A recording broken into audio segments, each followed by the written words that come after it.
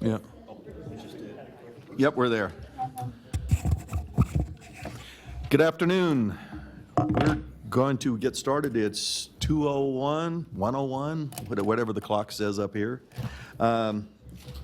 Kitty Jung, the chair, is out today, and I understand Mr. Delgado is out today. So let's start with a roll call. Chair Jung is absent. Vice Chair Novak. Here. Oscar Delgado is absent. Dr. Hess. Here. Christopher Dare. Here. Michael Brown. Here. Tom Young. Here. We have a quorum. Thank you. Let's start with our Pledge of Allegiance. Dr. Hess, you want to lead us today? I pledge allegiance to the flag of the United States of America and to the republic for which it stands, one nation, under God, indivisible, with liberty and justice for all. Thank you, sir. Do we have any public comments? Not at this time. Good, thank you. Okay, next thing we're going to do is approve the agenda. Has everybody looked over the agenda? Make a motion to approve? Second. Okay. Chief Brown, Commissioner Dare, there's a second. All in favor? Aye. Good, approved. Moving on. Recognitions. Recognitions number 5. I'd like to begin with recognizing Janine Rosa with 5 years of service in air quality. There she is a little bit further back. Janine, if you could stand up. Congratulations for 5 years of service. And Janine is kept very busy. Now she is the engineer in charge of permitting in air quality management. Woo. So if you can stick around, we're going to do pictures in just a minute. And then also I have a new hire to introduce to you, and that's Sheila Juskew, and she's a new advanced practice registered nurse, new to the health district, advanced practice registered nurse. And Lisa or Mr. Cutts, or would you like to make introductory remarks? And Sheila, if you could stand.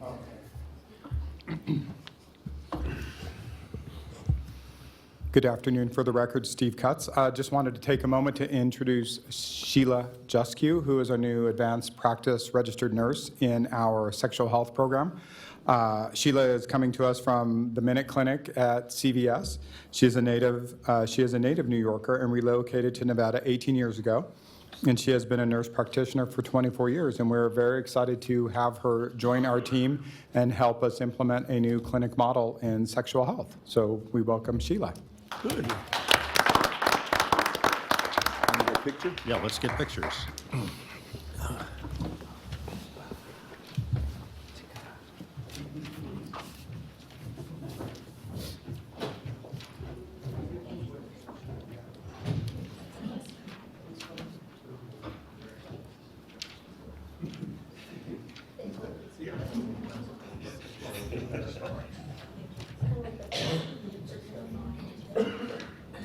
Okay, you're stuck between all the horns.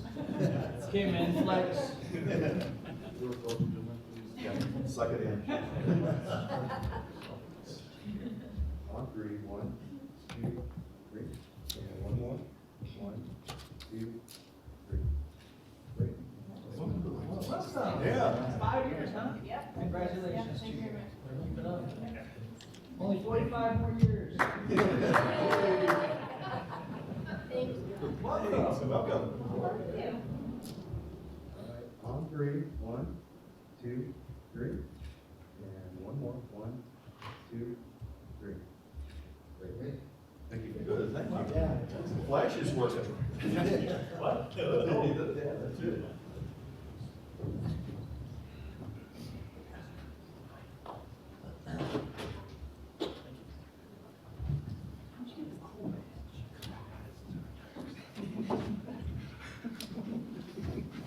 Okay, you can have all that. Yeah, I know it.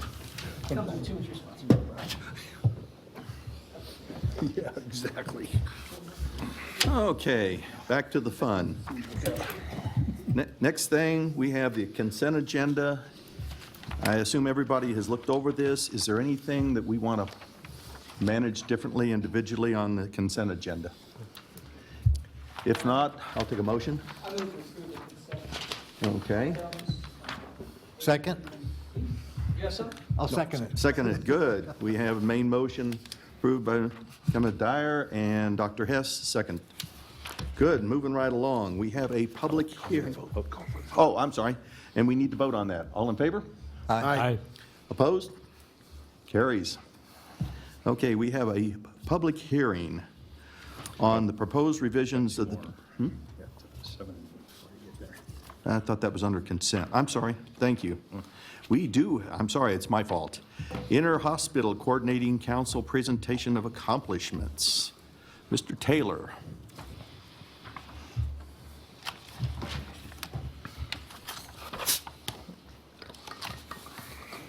Vice Chair Movac and board members, for the record, Brian Taylor. I am the chairman of the Inter-Hospital Coordinating Council, and I'm really thankful that you guys are allowing me to present to you guys today our accomplishments in the last year. Here in the room with me, we're supposed to have our vice chair. He'll show up any minute now. His name's Sean Applegate. He is from Northern Nevada Medical Center, and we have our secretary member, Andrea S. from the Health District here, as well as Dr. Hess is on the Inter-Hospital Coordinating Council, and Dr. Todd here in the back. So I just wanted to recognize them. It was about a year ago, if you guys remember, that I stood before you guys and we were discussing what we planned to do in 2017. And at that time, I promised you guys that our coalition would focus on things that we need in our community. Take those federal mandates and things and get those accomplished, but the big thing was to concentrate on what we really need in our medical community as a whole in the IHCC. And if you could change the slide, please. Listed up on the slide is our goals. So to accomplish what I promised you last year, we met together with our coalition and we decided on certain goals for the year, and they're listed up here above. These are all the goals that we thought that we needed to get to work on in 2017. And if you take a look at the green check marks, those are the items that we did accomplish in 2017. Some of these goals were moved to the following year, but some of them we're actually working on right now within the first 2 weeks first 2 months of 2018. As you can see, we've been pretty busy. If you'll go to the next slide, please. This is our logo. Andrea came up with this. This is pretty cool, I think. So this is our logo shown in a way that indicates our medical community involvement and all the projects that we've worked so hard to complete in this last year. Next slide, please.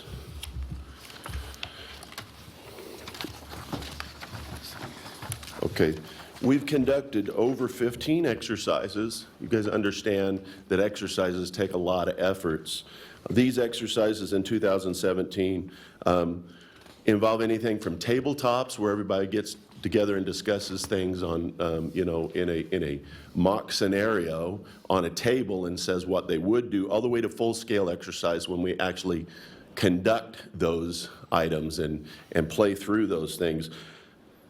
They involved all of our partners working together to prepare for actual feasible incidents that might happen in this area. So we wanted to keep it real to the community. So next slide, please.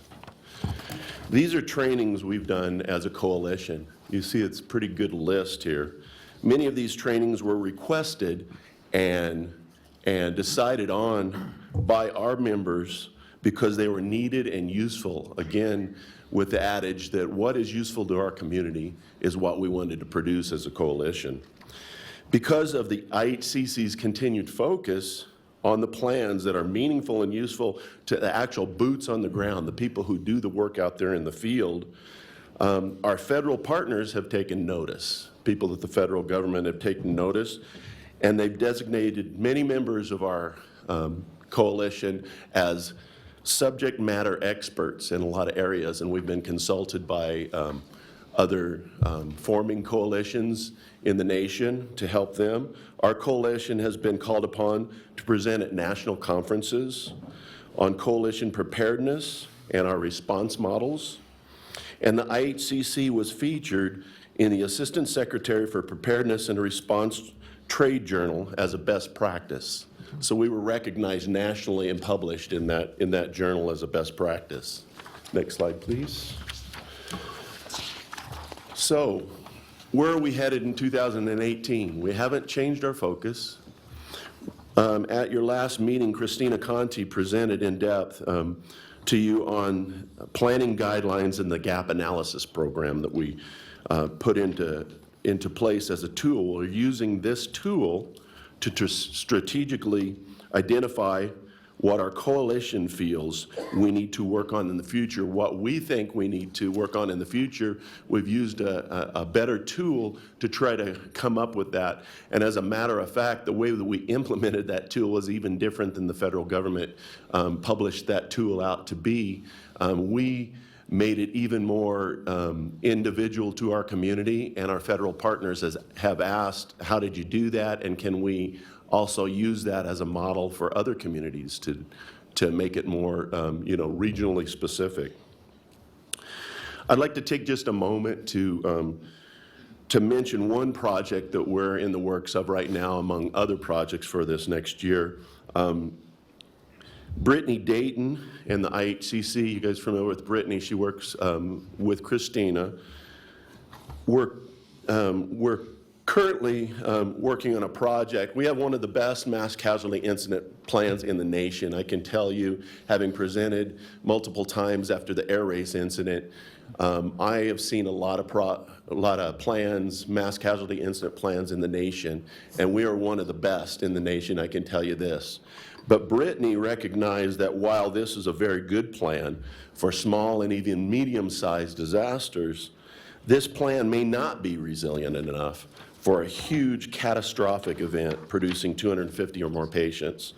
Brittany and the IHCC partners are working together on a plan that will increase our ability as a community to bear a tragic event of this magnitude. We all know too well the tragic incident that happened in Las Vegas. And we understand that even though we don't want to, we have to be prepared for an incident of that magnitude. Before the incident in Las Vegas, Brittany was working hard to produce this plan. It's going to take a lot of effort, and it's going to go through this board for approval, but we are working diligently on creating resiliency within our community to bear such a burden of a large amount of patients for a catastrophic event. So I just want to say that it's my honor to chair for the IHCC for one more year. This is my last year. I was the vice chair, and now I'm the chair. It's been my honor, and I would like to thank this board specifically for supporting us and making sure that we have the tools and the personnel to conduct these very meaningful plans, exercises, and resiliency processes to make sure that our community is ready for any incident that we may come in contact with. And I thank you very much for that, and I'll entertain any questions. Do we have questions, comments? Okay, right ahead, sir. One is, my own. There you go. I do know how it takes to put events together. You guys kicked butt. You had a lot of stuff you did, man. That's a lot. That's wonderful. And it definitely is amazing to watch all the safety as we come together and do this. I had a question on something. I don't know if this even fits into your purview of what we do with the hospitals together on this. We're dealing with a different kind of magnitude of problem with our homelessness right now, and I think it's something we're all very aware of.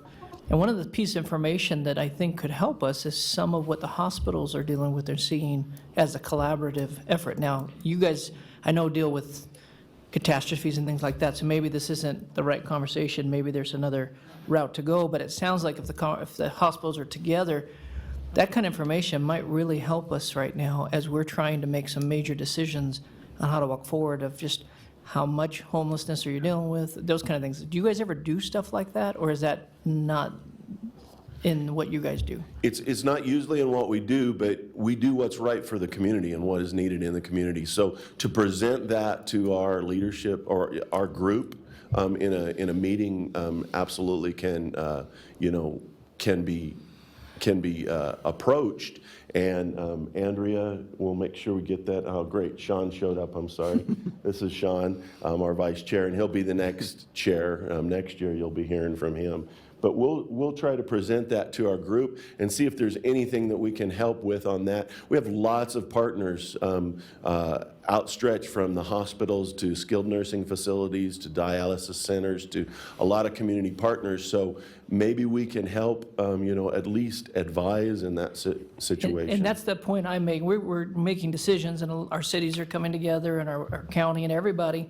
But sometimes we don't always have all the information we need. Like, what is the cost? What are you guys spending on this? That's important. Those are the kind of things. How much homelessness are coming in? How much are you guys finding? What can we do together?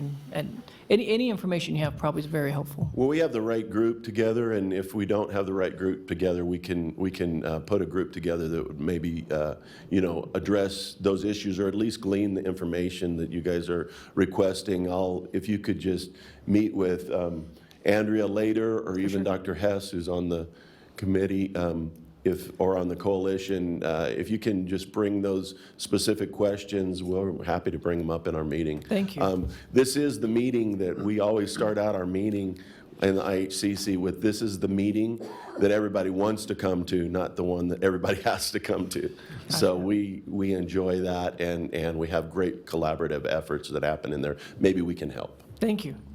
Yes, sir. I would like to go ahead and, on behalf of the whole board, I'm sorry. Just Dr. a Hess? quick comment. The thing that attracted me about 10 years or so ago to become involved is that this is the only group at that time in the whole town where the hospital sat down and worked together to get something done. And all other situations are competitive. And it's a difficult problem.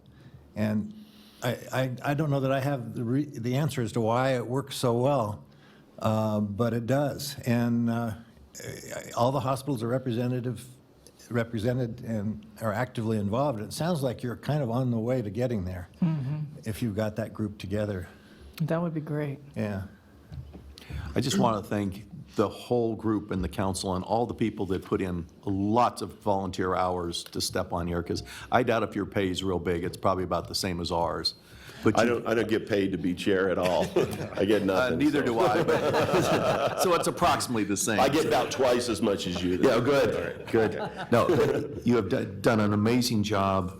You're in the right direction on very timely things. I'm really, quite personally, anxious to see what we've come up with, the new plans for larger mass casualties, because unfortunately, this country is seeing them. Yeah. And we're not bulletproof like a lot of us thought when we grew up, but life has changed, and thank you very much. You're doing a heck of a good job, and want to wish you luck and continue. Thank you, Vice Chair Novak, and I would defer that thanks to our entire group. It's Yes, the please. cohesion of the group that really does it. I'm just a person there to try to advocate for all of them and make sure we're on the right track. I truly appreciate that. You know, sometimes it's like herding cats, so go Right. for it. So, Absolutely. Good. Thank you very much. Appreciate it. Okay, moving on to item 8, which is the City of Reno Motel Inspection Program. Mr. Willie. Thank you, sir. That was pretty quick. I appreciate that. Yeah. You get Good a good afternoon. TV time, too. Yes, sir. I think I can use this. For the record, Alex Woodley, City of Reno Code Enforcement Manager. I want to first thank Kevin Dick and his staff for assisting me in this presentation and working on this ordinance. So before I get into the actual presentation, I just want to preface it with providing everyone an idea of where this all stems from. The ordinance I'm going to speak about has to do with pretty much raising the bar on the motels that we have in our area. It's, as you can see here, you have different puzzles. It's really just a piece of a puzzle which really addresses our issue and concerns with affordable housing. So we have multiple different approaches, and it just so happens that the motel standards and inspections is one of the items that we've identified and looked at, with the idea being that for the limited existing stock that we have, how do we make sure that they are of good condition for the individuals that are living there currently? This doesn't take away from the need of acquiring new affordable housing, but you just want to make sure that that which we have right now that is being used as affordable housing, because many of us don't want to accept that that is our affordable housing. But unfortunately, the reality is it is being used by many of our residents. So let me see if I can get this going. Doesn't seem like it's working. So I'll go ahead and treat for the thing. Okay. Is that good? Okay, thank you. Oh, this is self-evident. Okay, so with regards to the motels in Reno, at this point in time for the city of Reno, we don't have a classification for them. What we have is just motels and hotels within our zoning, within our business license. So these motels are currently licensed as motels without any regards to whether they are in fact transient type housing or the long-term housing, which is what we're essentially going to talk about today, is the long-term rental properties. At this point in time, there's really no exact way for us to get an exact number because of the fact that they fluctuate, whether it's because unfortunately we have some that are being demolished for future development, or we have the motels that are in transition going back and forth, whether they go from being a daily stay to an extended stay type business model. At this point in time, the Washoe County Health Department uses the payment of lodging tax as a determination to regulate, and what I'm referring to there is that when you have these long-term rentals, essentially what you're dealing with are not transient type uses. What you're dealing with are individuals that have identified this as their residential home. If an individual lives there for more than 30 days, many of them live 60 months, 10 months, 12 months, and some we have even years. The last count that we did with the motels with the help of Human Services, Washoe County Health, Washoe County Human Services, the last count we had was 75. Now, I know we just recently did a count again in 2018 last month, and we have those numbers, but unfortunately they aren't here. I can tell you for a fact that they're probably less, because in the last year we've had approximately 6 motels that were demolished. In 2014, we did identify 60 motels in the downtown area. 82% of those that existing stock are 60 years or older, with the remaining 18% being 40 years or older. The reason why I'm giving you that information is because we acknowledge that some of it has to do with the maintenance of the motels, but then there's also the issue of how old these structures are. So we have both contributing factors. I wanted to show you a map of where they're located, where they're centralized. As you can see, most of them are in fact in our downtown area. And this is the map of our new business improvement district. So what we know right now is that the purpose of the motels is that they serve as an alternative to renting a typical apartment. When you rent at a motel, you don't need deposit, you don't pay for utilities, and there's no lease obligations. The average rents that we've seen are anywhere between $150 to $225. We are aware that there are some, we've heard claims that they are renting less than $150. I've never come across one yet that's being rented for less than $150, especially in today's housing shortage. And we do know that there are some that are in fact charging more than $225, but the vast majority of them are within that range, $150 to $225. Many people refer to them as weeklies. The majority of the tenants, they actually do live there for months, and as I stated earlier, even years. We do know that the average tenancy is 50%. The tenants are senior citizens, and we've been having our public workshops with the motel owners. Some claim that they have much more than 50%, while others claim they have a lot less than 50%. The average we've seen has been approximately 50%. And the reason why I think that's important is for us to know what the demographics are that we're dealing with, the majority of the individuals that we're trying to assist with this new ordinance. So this is how motels are currently regulated. The lodging tax is usually not collected because once you get past 28 days or 10 days for a Nevada resident, there's no need for them to pay lodging tax, the occupants, and there's no need for them, the motel owners, to charge the lodging tax. The Washoe County Health focuses, as you already know, this is your bailiwick, primarily on the public health and safety of transient lodging. Payment of the lodging tax is currently the criteria to identify whether is this an actual transient lodging or is this a residential use. As I stated before, once you're staying there that long, it's pretty much a residential use. Then you have issues of individuals having control of that unit and not wanting anyone coming in those units and inspecting them. At this point in time, the health department inspects for issues very similar to what we do in the Housing and Property Maintenance Code. And we currently work together on many occasions. Right now, the way it works typically is that we'll go in as a task force if necessary once it gets to a certain level, unfortunately. That's one of the points with this ordinance is that we will be doing inspections proactively as opposed to reactively. Code enforcement in the city of Reno, we also focus on not only the housing codes and the housing requirements, but we also focus on public nuisances and the zoning and building codes for the city of Reno. These are the common code violations that we see in motels. Many of your staff are very familiar with these. These are the most common. It's unfortunate, but we see a lot of these. For those of you who can't see, we're referring to inadequate fire prevention, insufficient heat, water on a day like today. We actually get a spike in calls, just like your staff do. They get calls. We see a spike when we see the temperatures drop like we have today. We also have infestation of bed bugs and other types of pest infestations, electrical systems, unsafe, et cetera, et cetera. Now, here what we have here, I'm going to provide you a little bit of an explanation here. What we did was we took the data as it relates to, because there was a question about, is there a difference between what occurs at a hotel, a regular hotel with transient type use, or these long-term extended stays? And so what we did was we selected one hotel downtown, and then we selected 10 surrounding motels within that same area.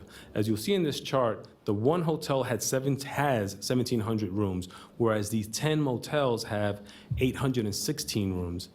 Those 10 motels, CFS stands for calls for service. That is a 911 call.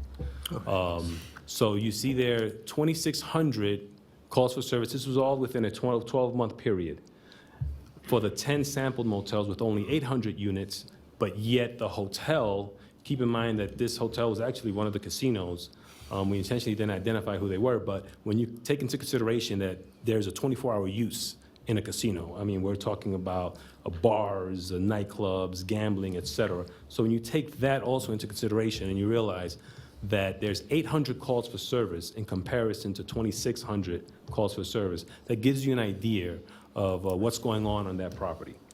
In the next chart below, a diagram below, you'll notice we have a little data analysis on the costs and the fees. Currently, for those 10 motels, they currently pay approximately $4,500 in business license fees.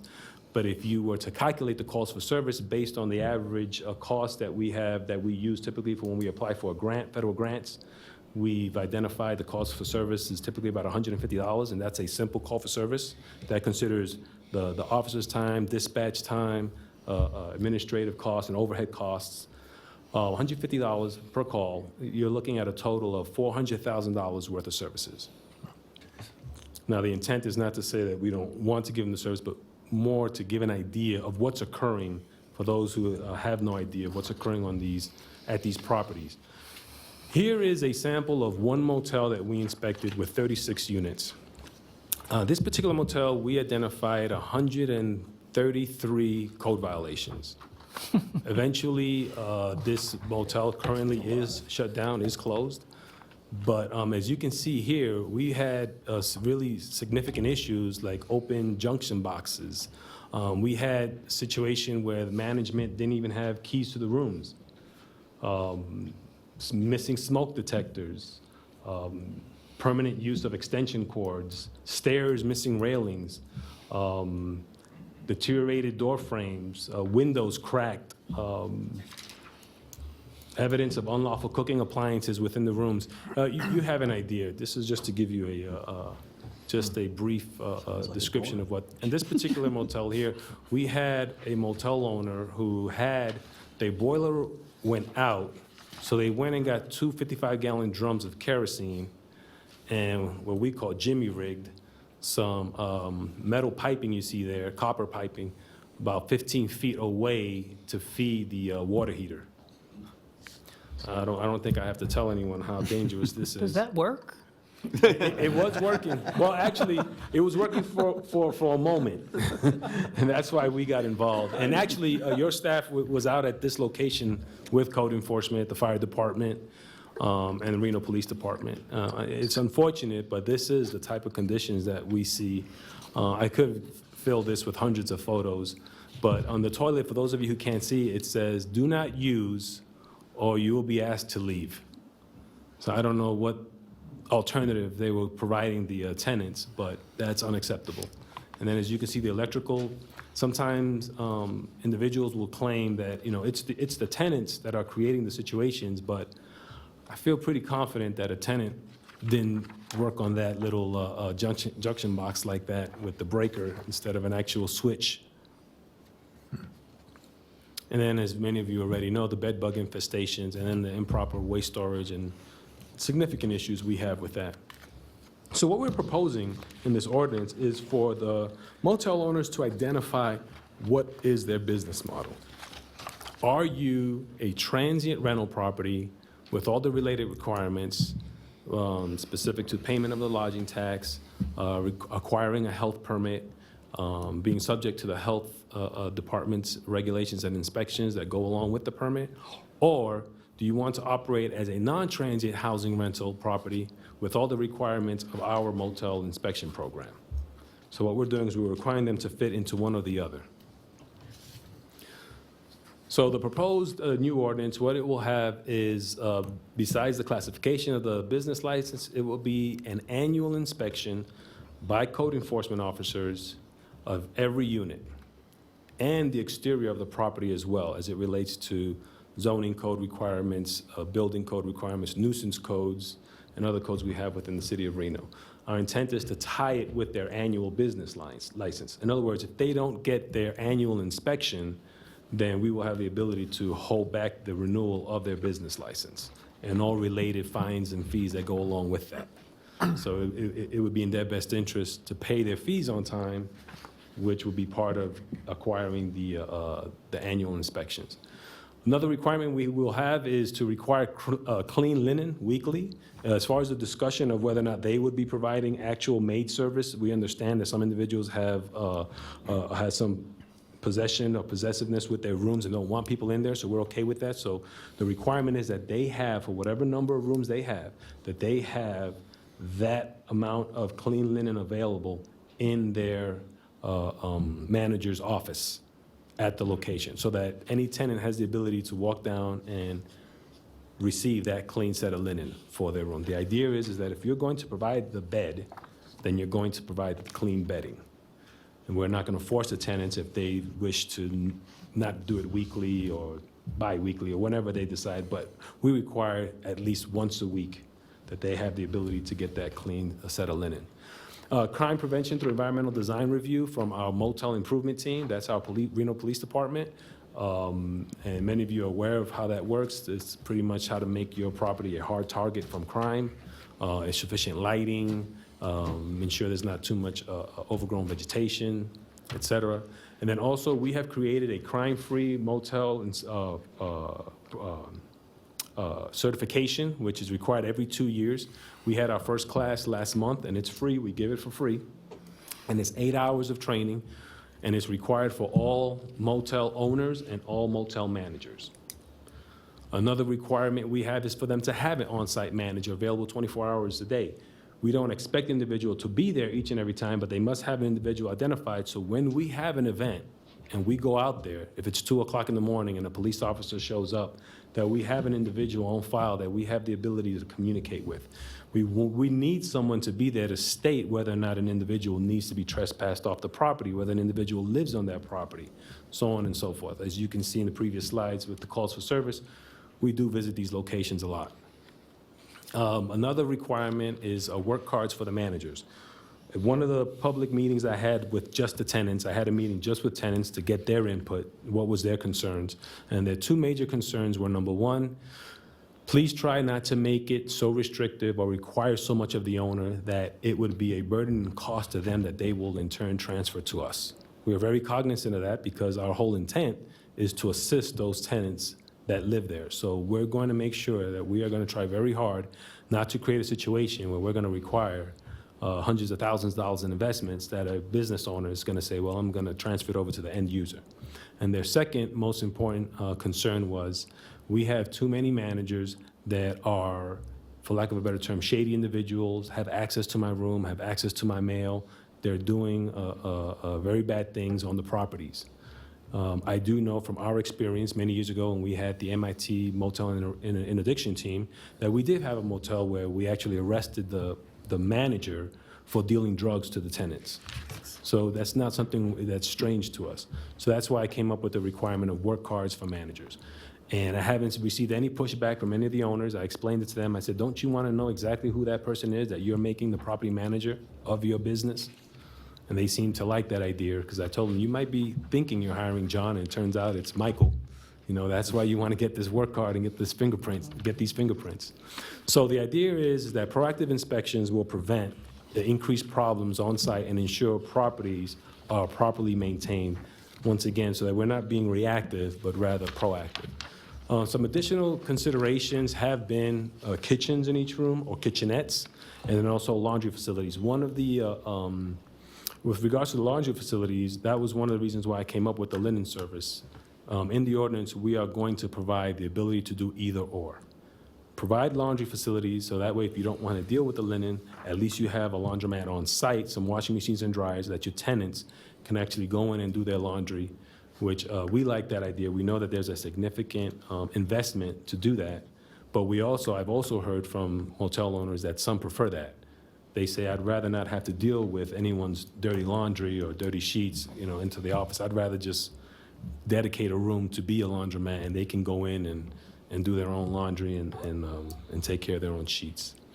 The kitchen and kitchenettes, in my presentation, initial presentation to council, they did vote 7-0, that at this point in time, because of the investment that would be required and the shortage of housing, and the thought of converting one room for every 10 rooms essentially is a 10% reduction in the actual stock that exists.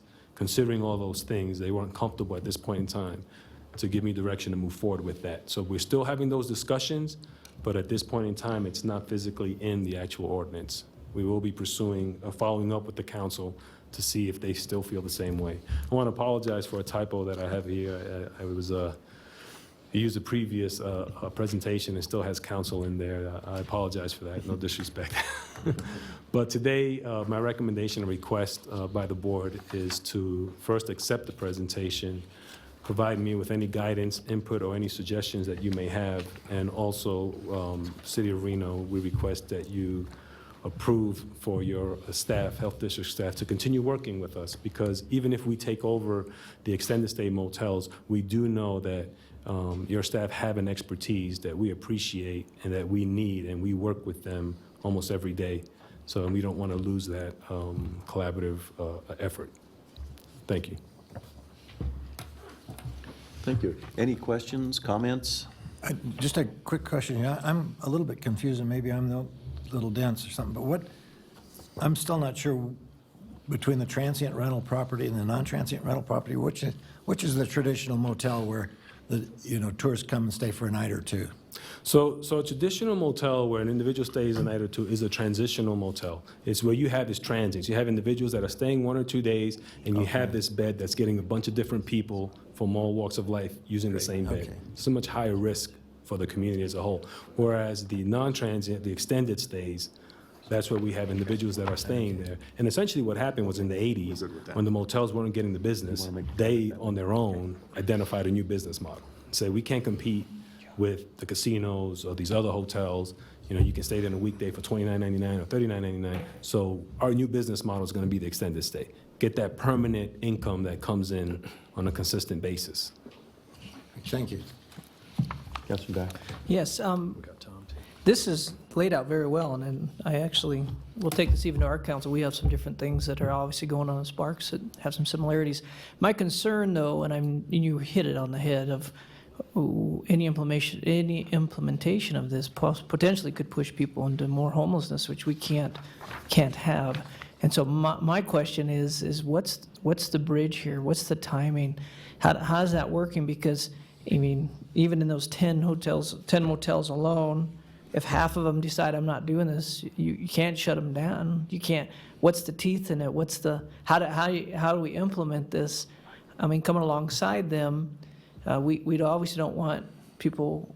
We don't want half of them 1,000, 1,500 on the streets, right? So how do we walk forward, make sure this gets done? It is very important. We can't. I think living in those conditions is very, very, very difficult and not good for families or elderly or anything. So Correct. Yes, sir. So The way we're going to unroll this is, first and foremost, is we're going to have a, it's going to take some time, so it won't be that once the ordinance is implemented, they'll be required to comply immediately. We're going to give them some time. I don't know if it's 6 months to a year. But the teeth in it, it's all going to be administrative. So the idea being is that our intent is not to go in and shut businesses down. Well, what we will do is we will penalize them financially. So we will give them civil citations.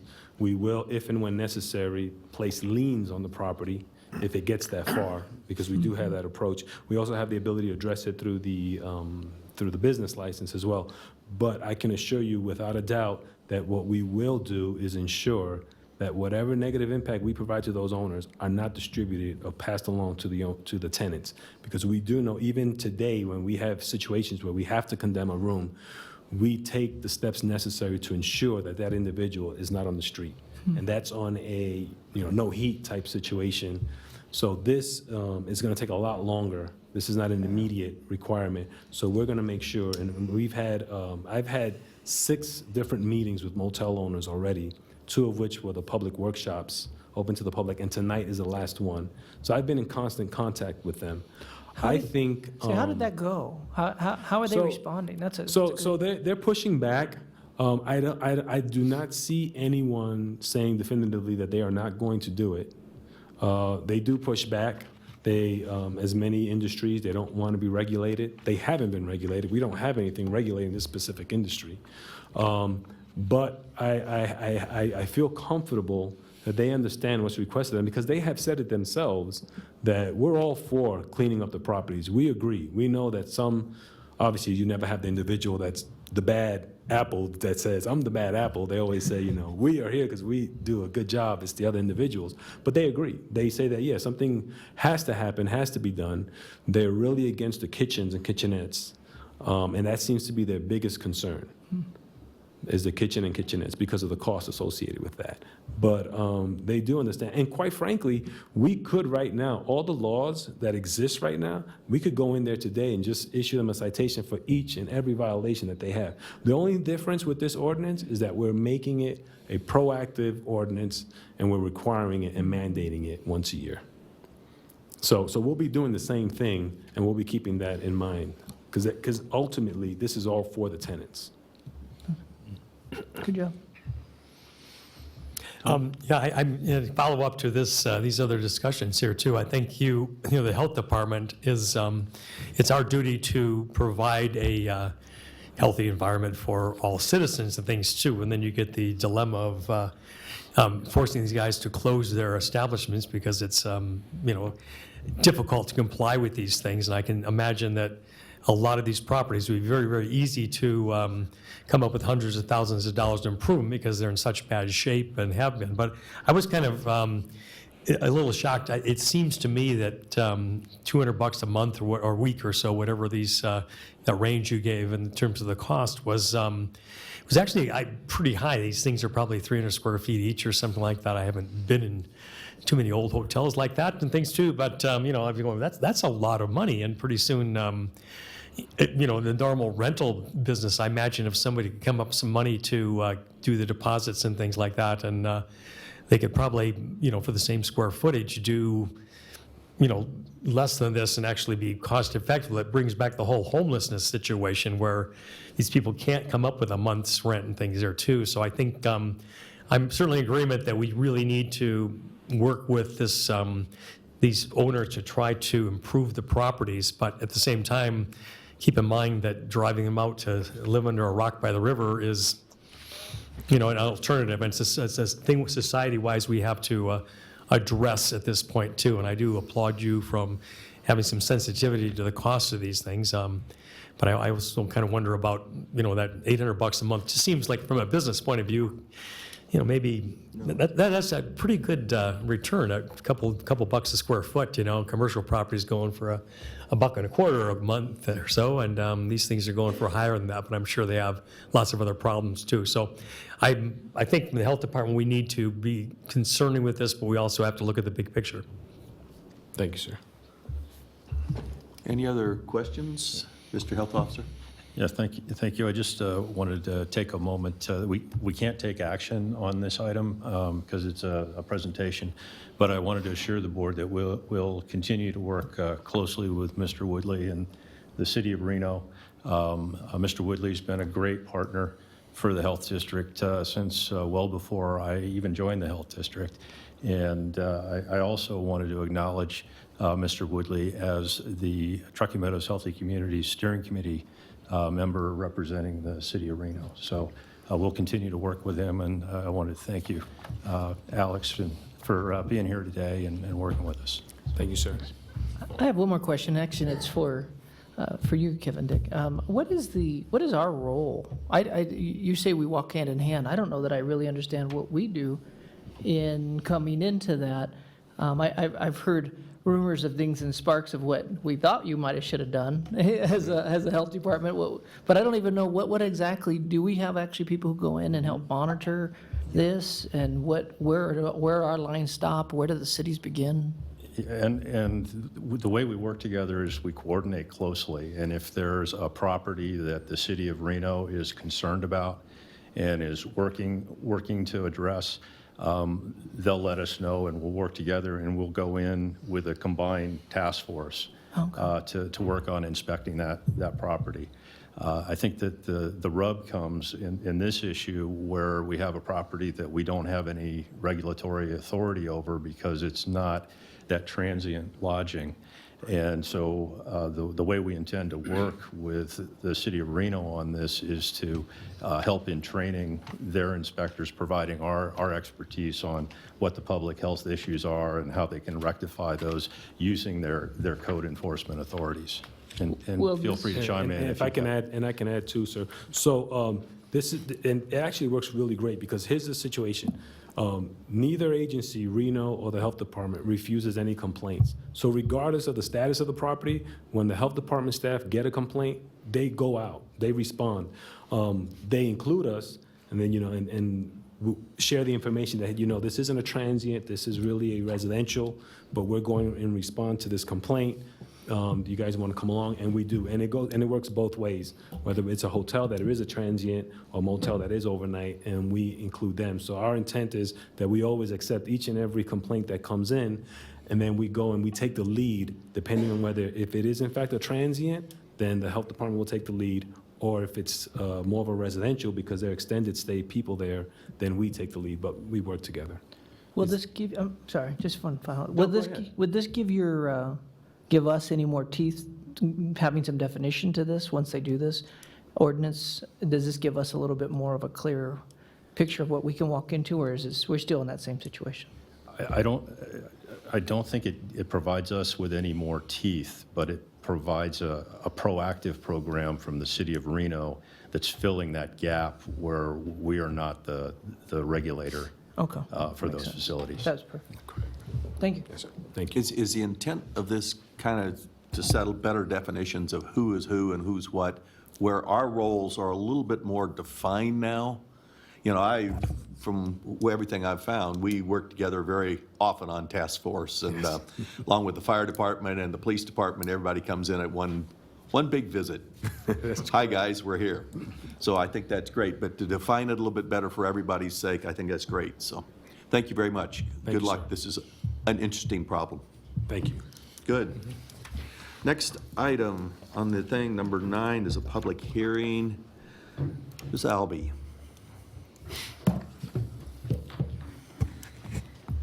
Good afternoon, Vice Chair, members of the board. I apologize for the throat.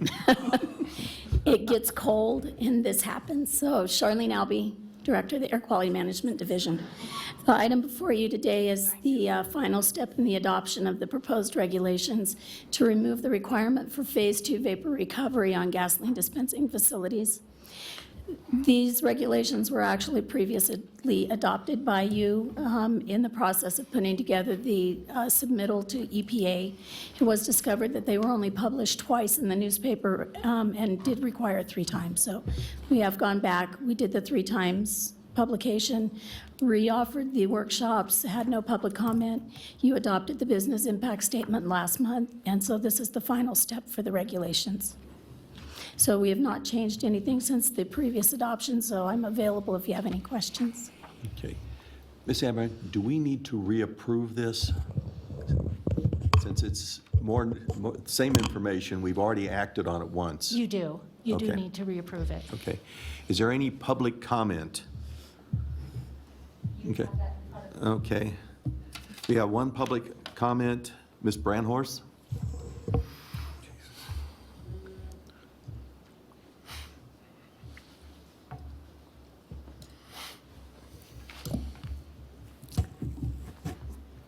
My name is Kathy Brandhorst, and I am the United States President.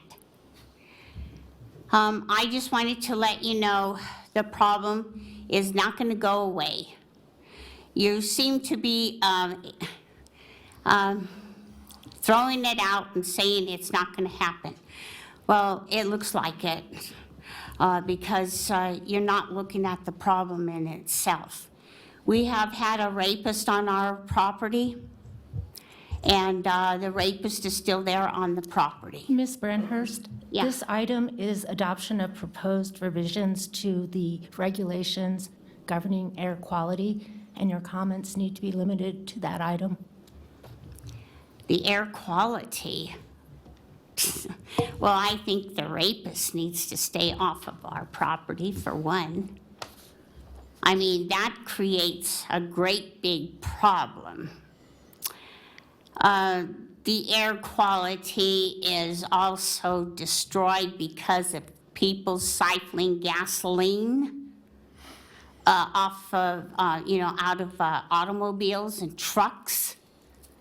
One truck was parked in the parking lot at Four Wheel Parts, and he discovered there was no more gasoline in his truck because it was all siphoned out of his truck by somebody who had to use a long hose to get it out and put it in their automobile. That's really sick, too. I just wanted to tell you, that's not the only problem that we are having with the air quality. It's also water, sewer, the smells. Is this what we're going to talk about? I think so, because my sewer started to back up. Why? Because it had body parts stuck in the pipes. Ugh. Is this part of the air quality that we are talking about? Also, I just wanted to tell you too, that that's not the only problem that we're having, the water situation. Sometimes we get an awful smell from the water, and that's what we drink from. That's what we use, to flush our toilets, wash our dishes, wash our clothes with. Is it really clean? Well, I just wanted to tell you, sometimes when people have to, they cannot afford the water, where do they get it from? It's the river. Is this the air quality that we are talking about again? I just wanted to tell you, this could be the problem too. Bringing the water out of the river and into their place because Ms. they Brandhorst, cannot afford it. thank you very much for your comment. Is there any other public comments? None signed up? Okay. Do I have a motion? I'd like to make a motion to adopt the proposed revisions to the District Board of Health regulations governing air quality management and section 040.080 gasoline transfer and dispensing facilities and related section 010.000 definitions. Thank you. Second? Second? Good. Motion made by Chief Brown, and the second is Tom Young. Okay, all in favor? Aye. Aye. Good, that moves on. Thank you very much. You're welcome, thank you. Okay, next we have a presentation by Mr. Hodge on Medical Services Authority. Good afternoon, Vice Chairman, members of the board. Mr. J.W. Hodge for the record. I'd like to point out Ms. Rogers provided you an updated copy of the report that doesn't have the incorrect formula in it, so hopefully that I can answer any questions about that. If you have no questions, you've been provided a report. I'm here to answer any questions at this time. No? Anybody questions? enters. We do have a request for a public comment. Ms. Brandhorst?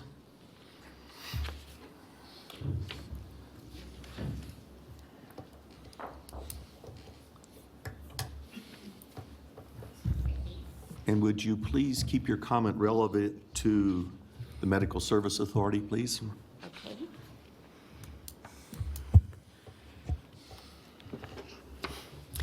My name is Kathy Brandhorst, and I am the United States President. I just wanted to let you know the medical problem is existing because it's always the same people, they're victims in our city. They're sliced with machete knives. They're also sliced with this really sharp, it's a laser beam that we call it in the United States, and it can also chop heads so easily. And, you know, even putting back the bodies, it has been really hard because when they are on death row, they need to speak English. They wear our chopped heads. And we're not sure if we're going to open fire. Oh my God. Well, I just wanted to tell you, you know, the problem is that people do not really realize that these people are on death row. They need to be destroyed. We don't need to have them hanging around our city and then steal our body parts for their purposes. Well, it's true. We've had this little tiny girl, she's 4.5 years old. She's always had her waistline chopped in half, so she would look like an adult. But the adult men have been raping her. Oh. Ms. Brandhurst, this is REMSA operation report. Yes, that's true, but these people are always picked up all the time. I can hear the sirens going on all the time, and the same people are always picked up because they are victims.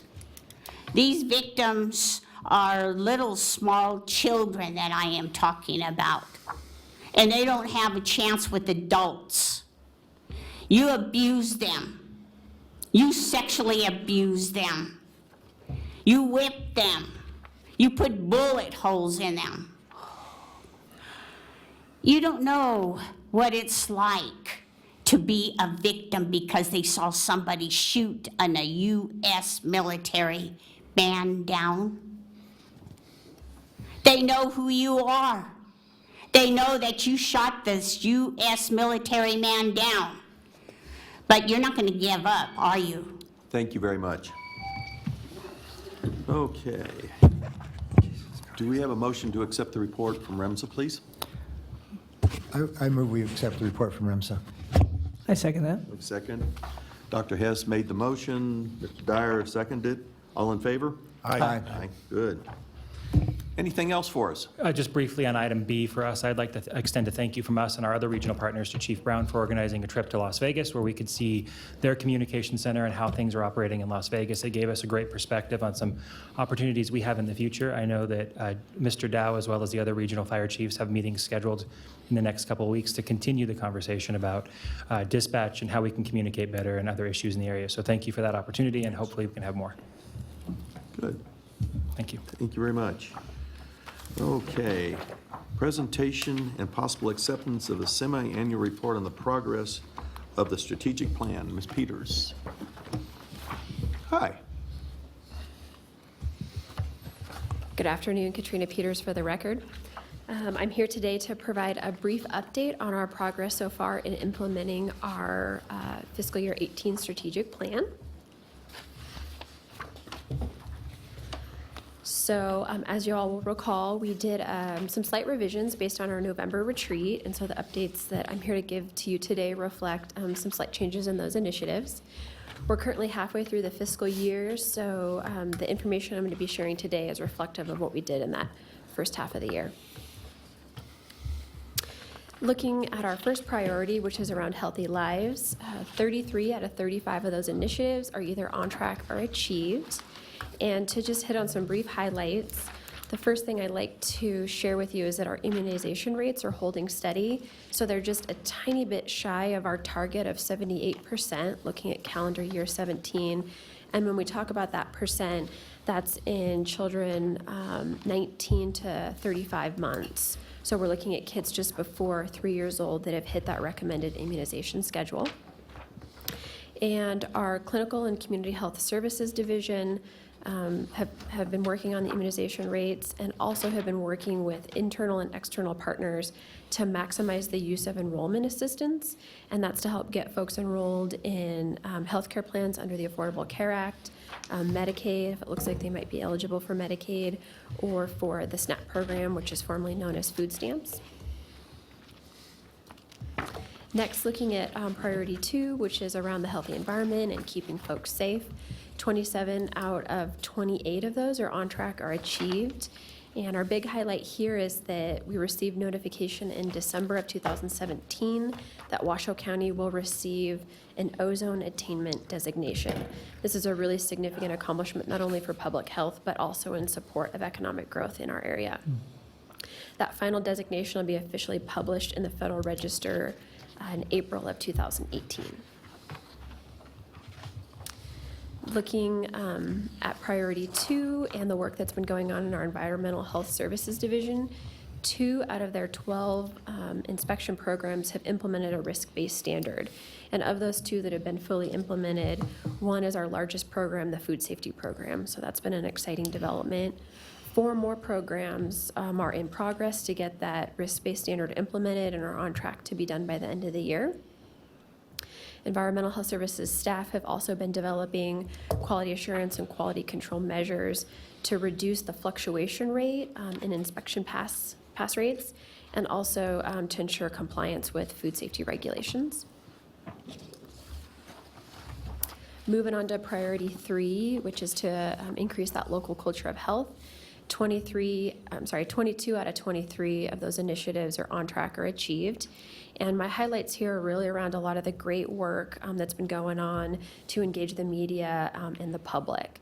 So there's been 250 media interviews and press releases, 500 social media posts, and just under 6,000 unique visitors to the website. That's just in 6 months, which is pretty exciting. There's been a substantial amount of public outreach, which has supported key initiatives and given us a great opportunity to get scientifically correct messages out to the public. We've also, I think, done a really great job getting timely communications out that respond to the current needs. I think the most current example is flu. We've done a lot of media interviews and been able to get some good information out to folks on how to prevent the spread of flu. Priority 4 is around impactful partnerships. 26 out of 31 initiatives are on track or achieved. And our key highlights there are that in partnership with Renown and Truckee Meadows Healthy Communities, we published the 2018-2020 Community Health Needs Assessment. Ms. Heather Kerwin was here last meeting to share with you some of those key findings.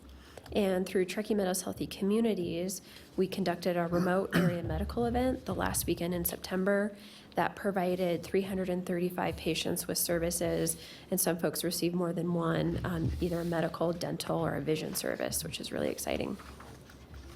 Looking towards the future, through Truckee Meadows Healthy Communities, we've developed and started 2 committees to develop action plans that'll be included in that CHIP we're looking to have completed end of spring, early summer. Those 2 committees so far around housing and behavioral health.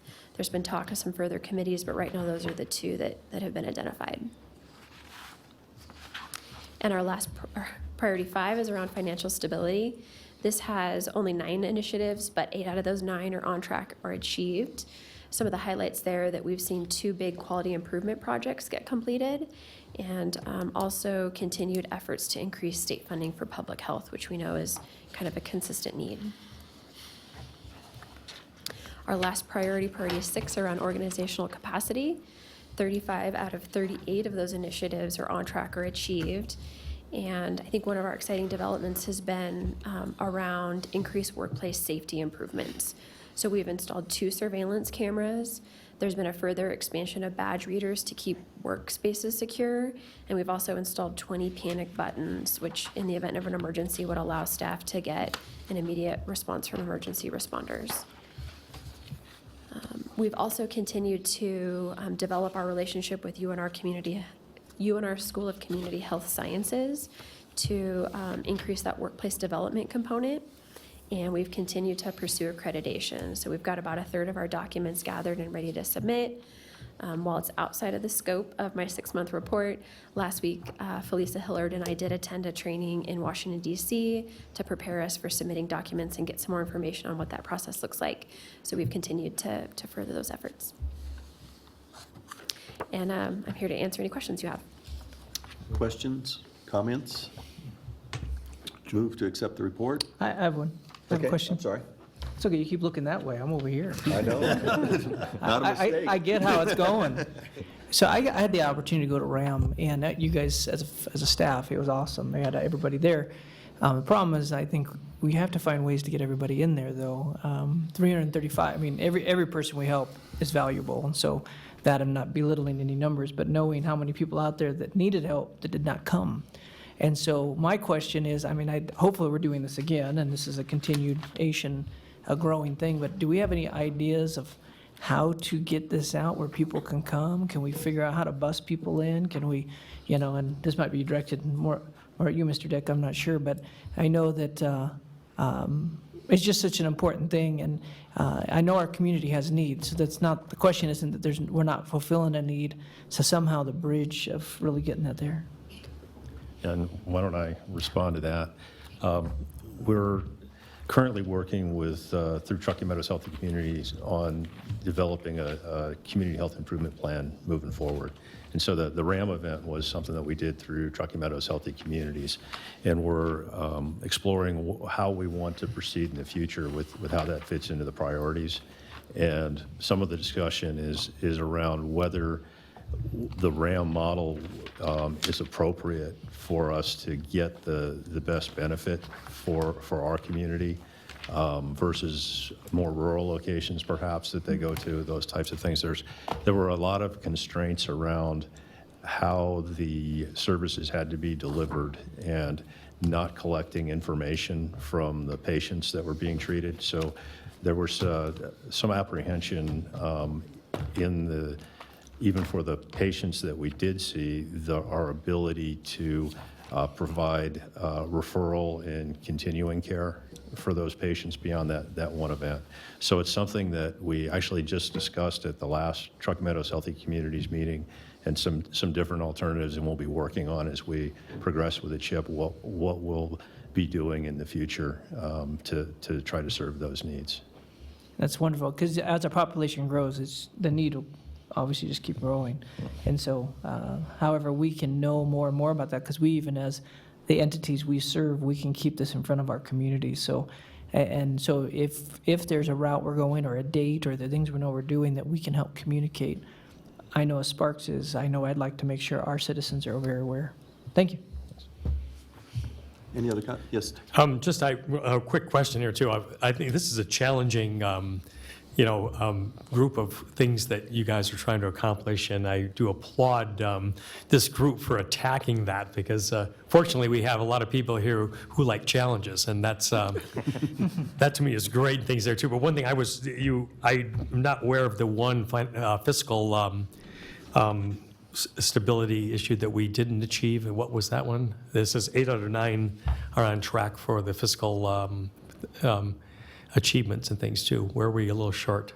I would have to look to give you 100% certainty, but I think it's around reporting a dollar amount for quality improvement projects. So some of the items that aren't on track or achieved, it's sort of a timing issue. We just we're not at the time point to report on that, and that's why it kind of reflects a lack of achievement or completion. Okay, I'm just applauding staff for doing so well in this too. Thank you. Good. And there comments, questions? No. Okay. Do I hear a motion to accept the report? I move to accept the report. Second. Second, Chief Brown. Motion's made by Mr. Young, seconded by Chief Brown. Very good. Thanks, guys. Aye. And thank you, Ms. Peters. A lot of work. All in favor? All in favor? Aye. Aye. Aye. Thank you. Okay, moving right along. Mr. Dick, are you going to make a presentation, or? Yes, Okay. thank you. This item is approval of the fiscal year 2018-2019 budget. And I want to acknowledge all of the work that our divisions have done with our fiscal compliance officers in working on their budget development, and then the work that Anna Heenan has done with her fiscal compliance officers and the divisions to wrap this all together into one overall budget for the health district that we think makes good financial sense for us moving forward. And so I will present the budget, but I don't want to represent myself as being responsible for this great work that's been put together. So I want to begin with talking about some of our fiscal year 2018 accomplishments, review the health district programs that the budget supports. I'll give you a summary of our revenues and expenditures that we plan for the next fiscal year, the sources and uses of funds, which is the state format for this that we need to submit, the impact of these recommendations on future fund balances, and then run through with you the next steps in this process. So actually, we just touched on some of these accomplishments in our strategic plan update, what we've applied for accreditation, prepared the updated community health needs assessment. We've worked with over 40 community partners to address priority areas in our community health improvement plan, substantial progress in implementing the strategic plan, and we continue to lead the Truckee Meadows Healthy Communities cross-sectoral coalition. As far as the health district programs, we have 22 different program areas that are identified in the budget. And so while we have some of these that are administrative health services program, air quality management program that are whole divisions, those are within our budget as one program area, whereas in the other divisions, we have a number of different program areas that are broken out within the budget. So the budget supports these 22 programs. To run through the programs briefly for you, the Office of the District Health Officer is budgeted for 7.33 FTEs. Those 0.33 include some public health interns from the MPH program, UNR. We're not very good at raising money at Office of the District Health Officer, so we've got zero revenues budgeted, but we're good at spending it, so we've got about $1.4 million of expenditures. The Administrative Health Services Office, 9 FTEs. The revenues there, again, zero. The expenditures, about $1.2 million. I'd point out that the revenues are zero for these two areas really because we don't charge directly to the divisions in their budgets for the indirect cost of administrative health services. We just budget for that out of the fund monies that we have. The air quality management, total FTEs of 19.5, about $3 million, a little over that in revenues, and about 3.5 million in expenditures. The community and clinical health services, our largest division, almost 58 FTEs, revenues of about $4 million, expenditures about $7.8 million. Environmental health services, a little over 43 FTEs, with total revenues of a little over $4 million and expenditures of about $7.1 million. And then we have epidemiology and public health preparedness with about 17.5 FTEs, total revenues of $1.8 million, total expenditures of a little over $2.6 million. So when we look at the overall budget, we have budgeted revenues of $22.75 million. That's up about 3.1%, or about $685,000 over the FY18 adopted budget. The licenses and permits are at a little over $3 million. This is down just under $15,000. And I want to explain this to the board because this is really a reduction that's on paper. When we did the FY18 budget, we miscalculated the projected revenues because we double counted on the gas stations, our expected revenue through air quality. We have a permit that's per pump that they pay for these stations. We mistakenly also included in our budget projections during this year, FY18, emission fees, and the gas stations aren't subject to that. So while this shows a reduction when you compare it to our approved budget for FY18 to this year, it's actually a correction that pulls the revenue that we really weren't going to receive during this year off the books moving forward. So actually, our real revenues will increase with the licenses and permits. The grant funding is about flat at about $5.8 million, which I think is good given the current political environment. I'm happy to accept flat these days with everything that we hear that's going on. Intergovernmental, this is primarily our restricted funds that we receive for air quality and solid waste management, and about level with FY18. The charges for services, these are up about 13.8% at just under $3 million. And both the charges for services and the licenses and permits reflect the wise decision-making of the board when the permit and service fees were approved back in 2015 to incorporate the CPI increases on an annual basis. So that along with the growth in a number of permits and services with our economic development is what's leading to increases here in these revenue numbers. The miscellaneous funding is a very small portion of the budget, but up about 2% to $217,000, or 2, yeah. And the county general fund support. Oh, I'm sorry. Let me explain this one. The county, this miscellaneous. This includes $150,000 that we've put in the budget, anticipating that we'll have an agreement with the City of Reno for the environmental health specialist position, that they want to provide funding support to support getting a 10-day turnaround on the permits that from the City of Reno. Okay. So we've both budgeted this and we've built in the expenditure for that position, but we'll only do that position if we get that agreement in place with the City of Reno. Then the county general fund support, about $9.7 million is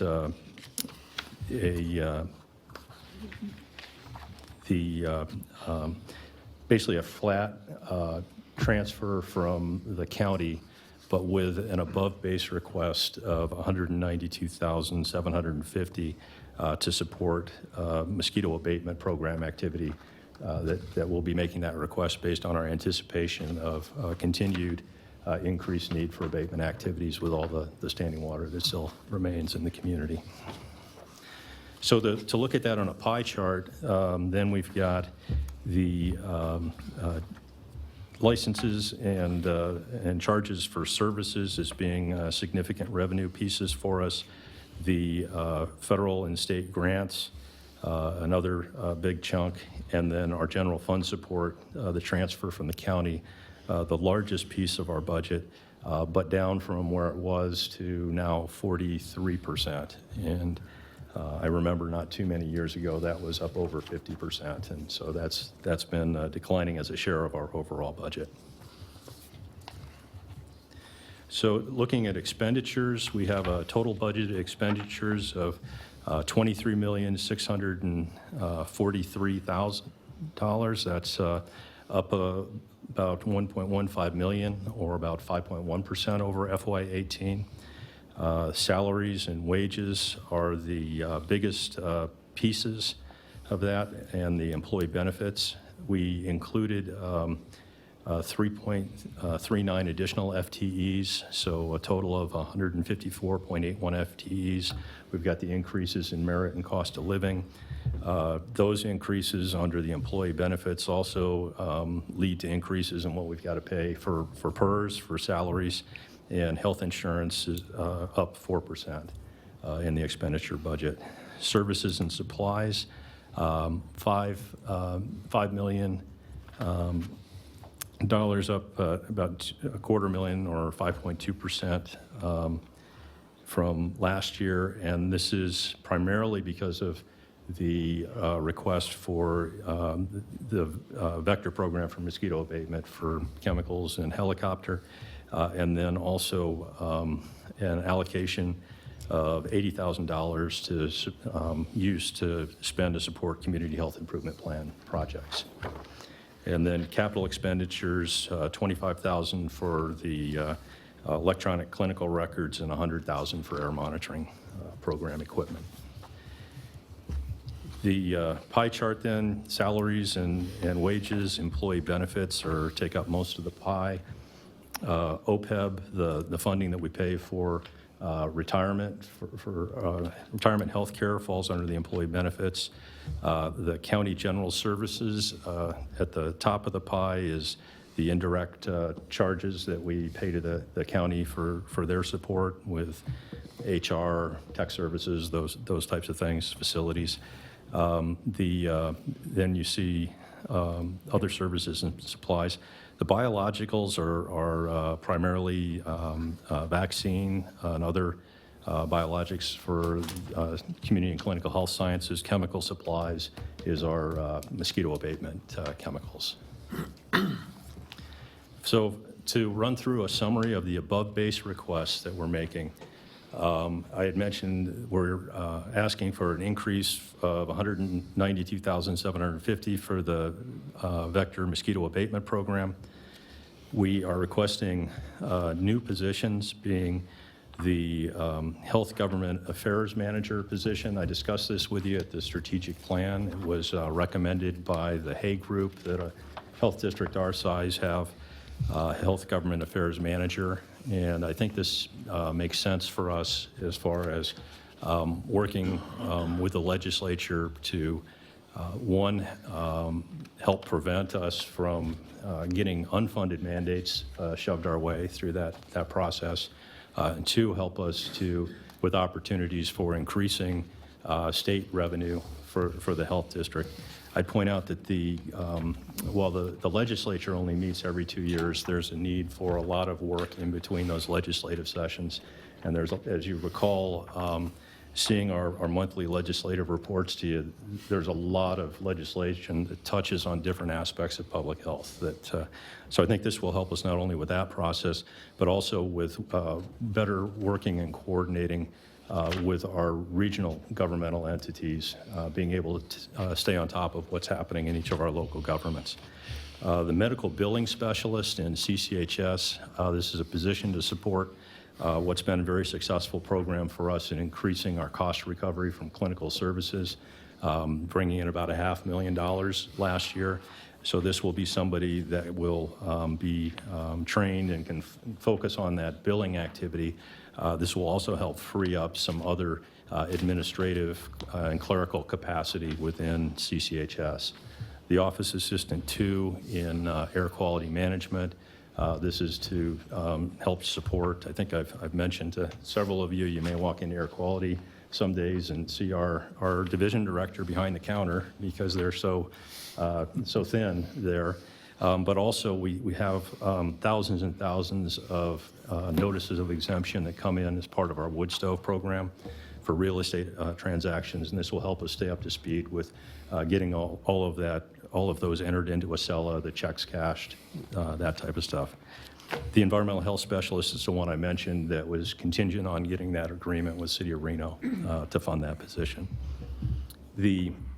I'm also proposing new intermittent hourly funding for surge capacity. When we did the budget process, we had requests from different divisions for additional personnel or for additional intermittent hourly staff in specific program areas.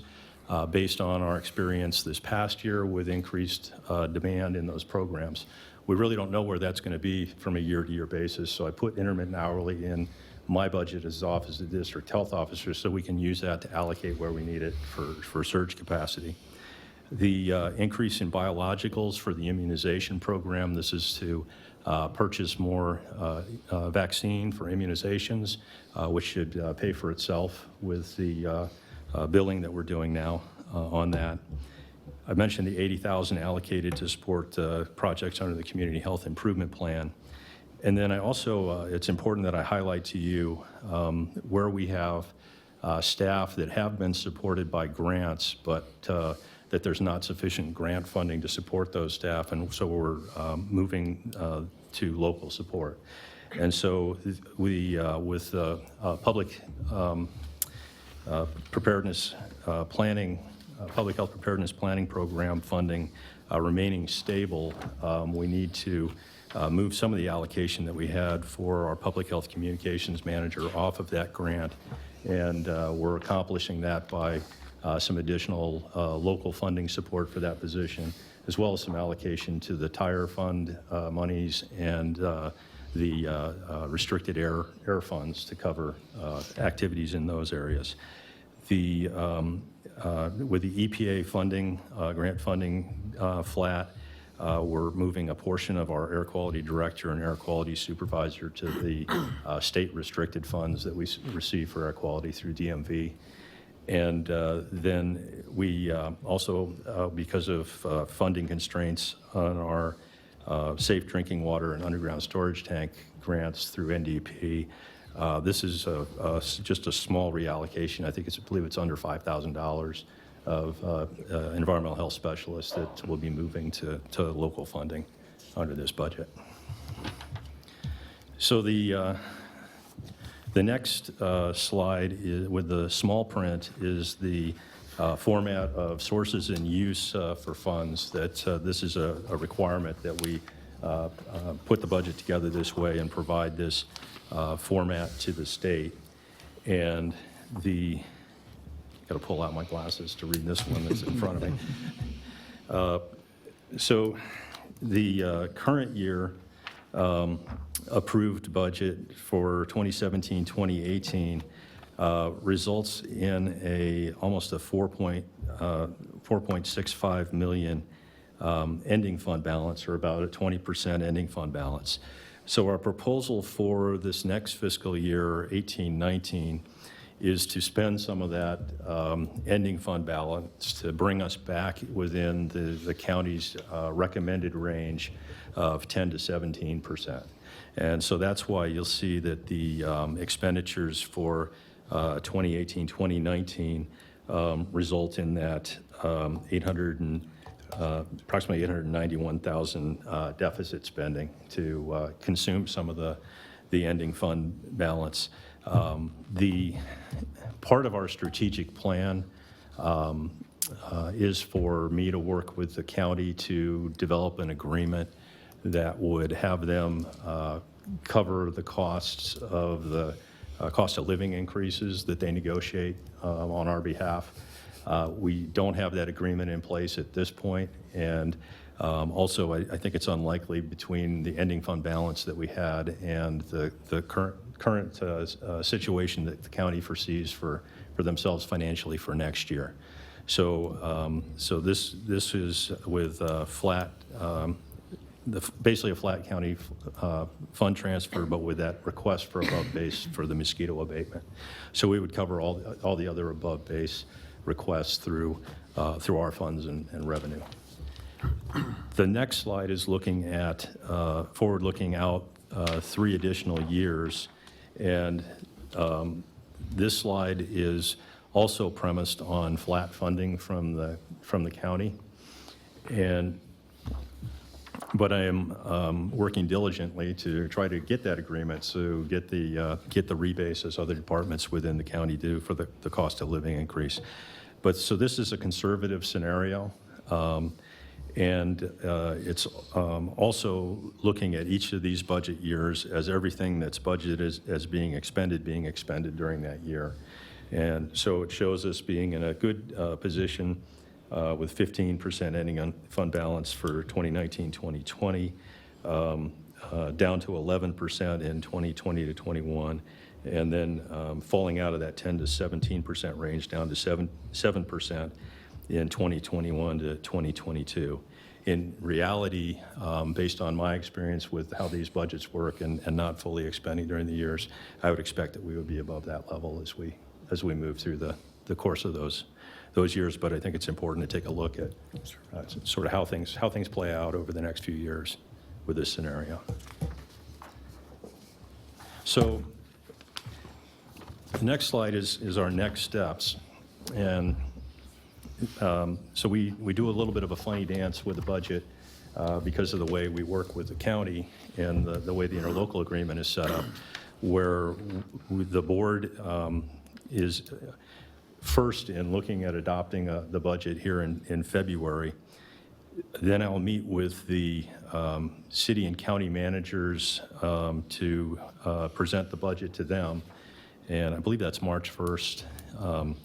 So coming up next week, have that meeting.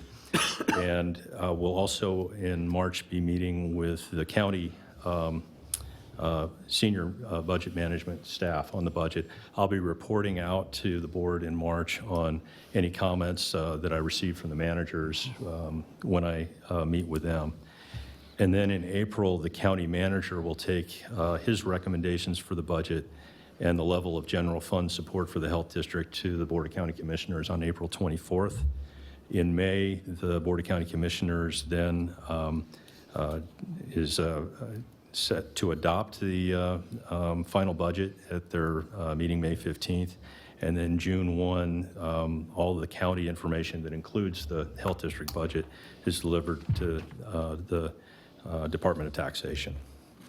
So we are recommending that the Board of Health approve the fiscal year 2018-2019 budget, and which I've just run through for you, but we've got a nice summary of all of that on the next slide. But to note that approving it today doesn't prevent adjustments that may be necessary as we work through that process with the county to be incorporated within their final budget. So I guess the other thing I wanted to add is while Chair Jung and City Councilman Delgado are not here today, I did have an opportunity to present the budget to both of them. Ms. Heenan and I met with Councilman Delgado as the board liaison to Administrative Health Services and ran through the budget with him, and then I had a chance to brief Chair Jung last week when I met with her on our agenda and items for the meeting, and they were both supportive of the budget. So that concludes my presentation, and Ms. Heenan or I would be happy to answer any questions that you have. Okay. Do I hear a motion? I have questions, if nobody else does. Well, let's pass the motion, and then we can do the question. Well, what's the motion? No. Make a motion, second it, and then we'll go to questions. Mr. Chair, I would ask that the members be allowed to ask their questions Well, before the fine. motion is. Okay. This has to do with the budget indirectly. It's kind of the first part of this question. Do you, first of all, is our accreditation, do we have any more to do this coming year, or is it done? Oh, we have much more to do. Okay, so it's the reason I ask that is that my experience at the med school, both with residency accreditation, which is you're required to be in the match, and medical school accreditation, which is required, to have your degree recognized so you can practice medicine. And those would go about every 7 years. And having gone through about 4 cycles, it costs us about a half an FTE, if not a bit more, each of those accreditations. So about the 3rd time, I finally built it into people's jobs. And I don't see us doing that. Do you have a sense of, 1, the direct cost? What do we have to pay to be accredited? And 2, how much is it indirectly costing in your committee meetings and in your other individual efforts? So The answer to the first question, as far as how much it costs, we have, in this year's budget, paid the accreditation fee, the way they have it set up. You mean this past year or this coming year? This current year. So it's in here. So we've spent it in the 17-18 budget, not the 18-19. So we've already included in the budget that we're spending this year, right now, that initial accreditation fee. How much was that? It was 21, approximately 21,000. And then I believe it declines to, there's an annual maintenance fee that we have built into the budget that's in the order of $8,000 or so. I'm seeing heads nod at me for the accreditation. So that's the dollar cost to the Public Health Accreditation Board. Then the indirect costs that you mentioned are important to recognize. And we had a situation where we had a vacant position that was a vacancy in administrative health services, and we evaluated what the best use for that position was, and that there was more of a need to use that position to help support accreditation efforts than there was the need for it in AHS. So when that happened during this previous year, we shifted that position to the Office of the District Health Officer, and that position is working with Katrina Peters, who we've designated as our accreditation coordinator. So it's about an FTE then? So it's probably between those two positions, close to an FTE to get the initial accreditation. Now, in medicine, the accreditation, whether it's a hospital or whatever, is usually for a period of time of for 7 years, and I don't recall ever having maintenance fees. But is there any other? How much is this maintenance fee you're talking about, and will that be carried forward every year? So the way that they've got the process set up now is that there's the initial fee, that $21,000 fee that we paid, and then there's the maintenance fee, so that there's not another big hit in a budget year for a future accreditation. And the accreditation period is 5 years. And so it'll be basically an annual fee as we maintain and as we renew our accreditation is my understanding. I'm getting So you'll have most of an FTE, at least in my experience with these other accreditations, not very busy and be able to use for other things? Have you figured that into your budget? I absolutely hope so, that's the case. Yeah. And so right now where we're at with accreditation is our goal is to get our documentation compiled to be submitted in October of this coming year. But then we also, then we have the site visit that follows that. What do they charge for that? That's part of what we've paid for. Good. Okay. And then we have to prepare for and, do the site visit, and then we have to also respond to any comments that they have if they require us to develop an action plan, those types of things following the site visit. Now, this is our first accreditation, and so all these many years that I've been on this board before, we've not had to have accreditation, which is not, this is different than these other organizations that you can't exist as a medical school if you aren't accredited. So I guess the problem I'm having with this a little bit is it sounds like a portion of this deficit we're projecting is related to the fact that we want to be accredited, and I'm not sure I don't see the benefit of this accreditation being worth $100,000 or $200,000 a year. And I think in a couple of years, this group, I'm not going to be on the board, but this group's going to be looking at this and saying, boy, this has been the 4th year now we've been in deficit. We've got to do something. Our reserves are disappearing. I guess my comment would be that, one, the board has already decided to pursue accreditation. Well, no, I'm not disagreeing. I was there. I voted for it. Yeah, no, I agree. But I'm looking now at the cost benefit. And I guess there's the cost of the accreditation, but I think there's also the benefit of the accreditation process of doing the things that are required for accreditation. And I think we're not certain yet what fully that's going to be. I think we can reevaluate it down the road. I think we're at a point now that we've invested enough that we should pursue and get the accreditation. But I think that there's still the belief that there are going to be requirements down the road that public health districts become accredited in order to be able to access funds from different grant programs and those sorts of things.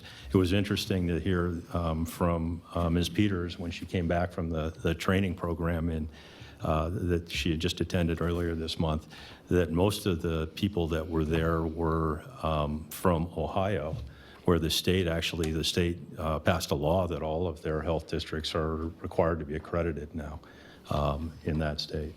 So I think we've got the accreditation is covered under the existing budget, and we've got it built into the future budget. I would anticipate then that the staff commitment for accreditation is going to decline signitigantly once we achieve that. But I think I'd be misinforming the board. Every 5 years. I'd be misinforming you if I didn't tell you that it will require more as we approach that next accreditation period. Ms. Heenan?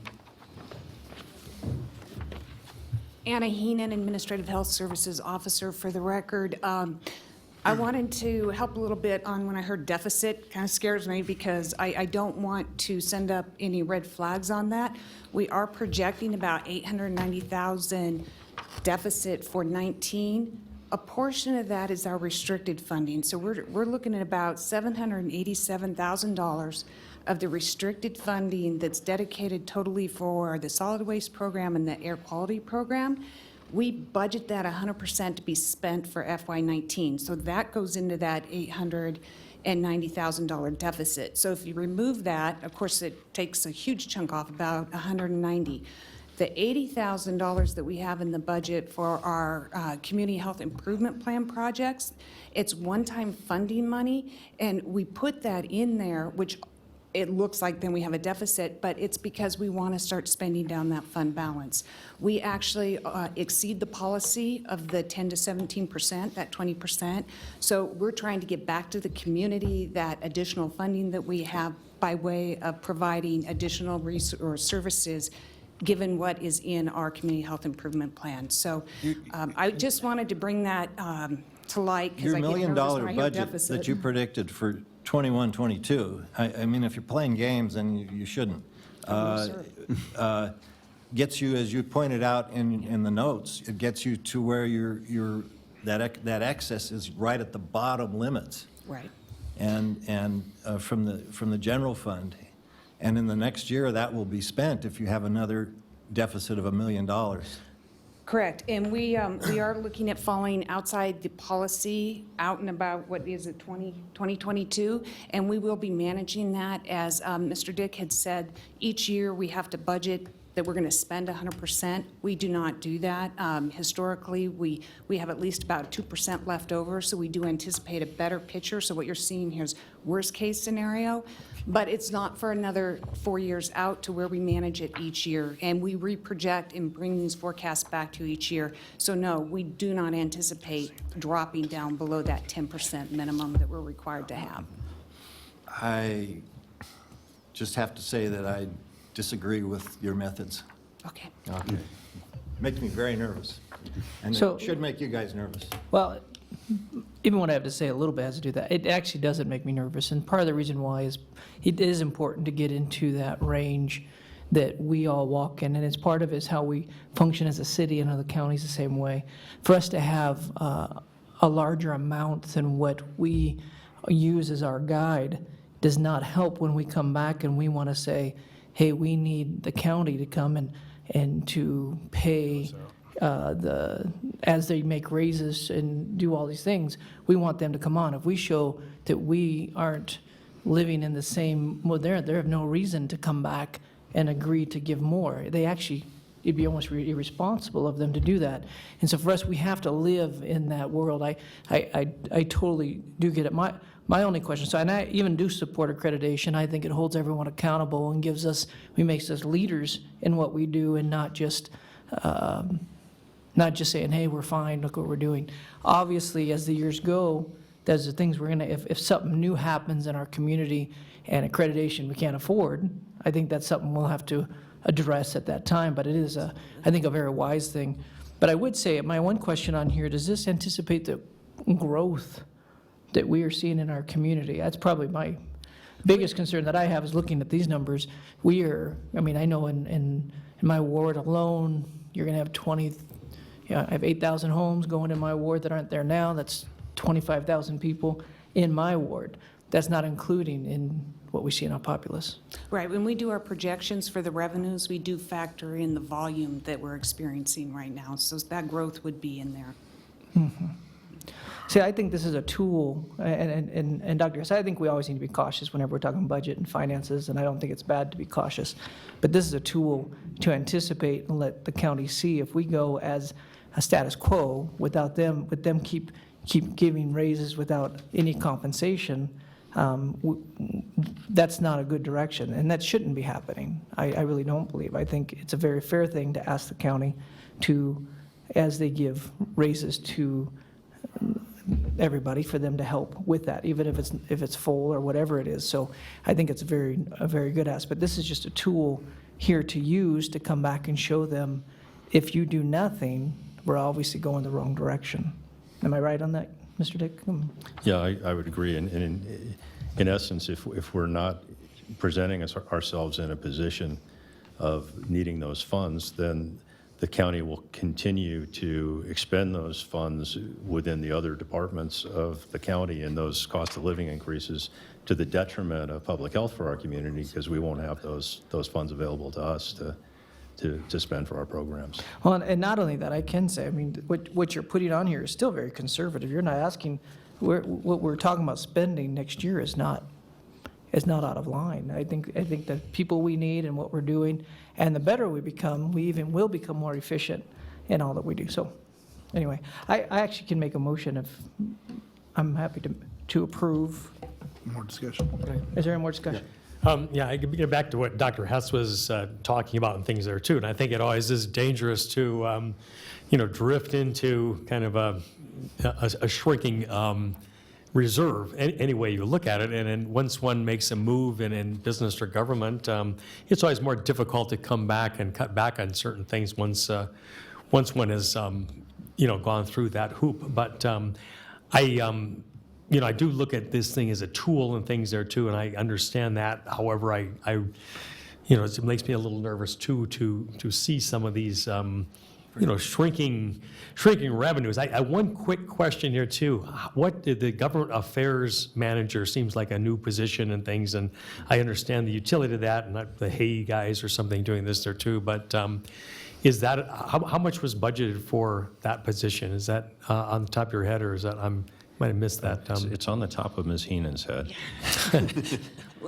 Salaries and benefits, $112,000. Okay, that's a kind of a small thing. I sometimes think possibly that could be done with a consultant or outside too. And it's a necessary function, but it's a fairly big chunk.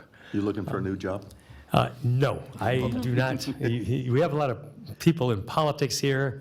I don't want to venture into that that avenue and things too. So but anyway, I don't understand some of the workings of how we can actually kind of shift this thing and back, but it's a little nervous to me. I totally understand. One thing I want to kind of address is back on the accreditation cost. We've paid the big one-time chunk up front out of this budget. From here on out, it should be about 8,000, right around 8,000 a year.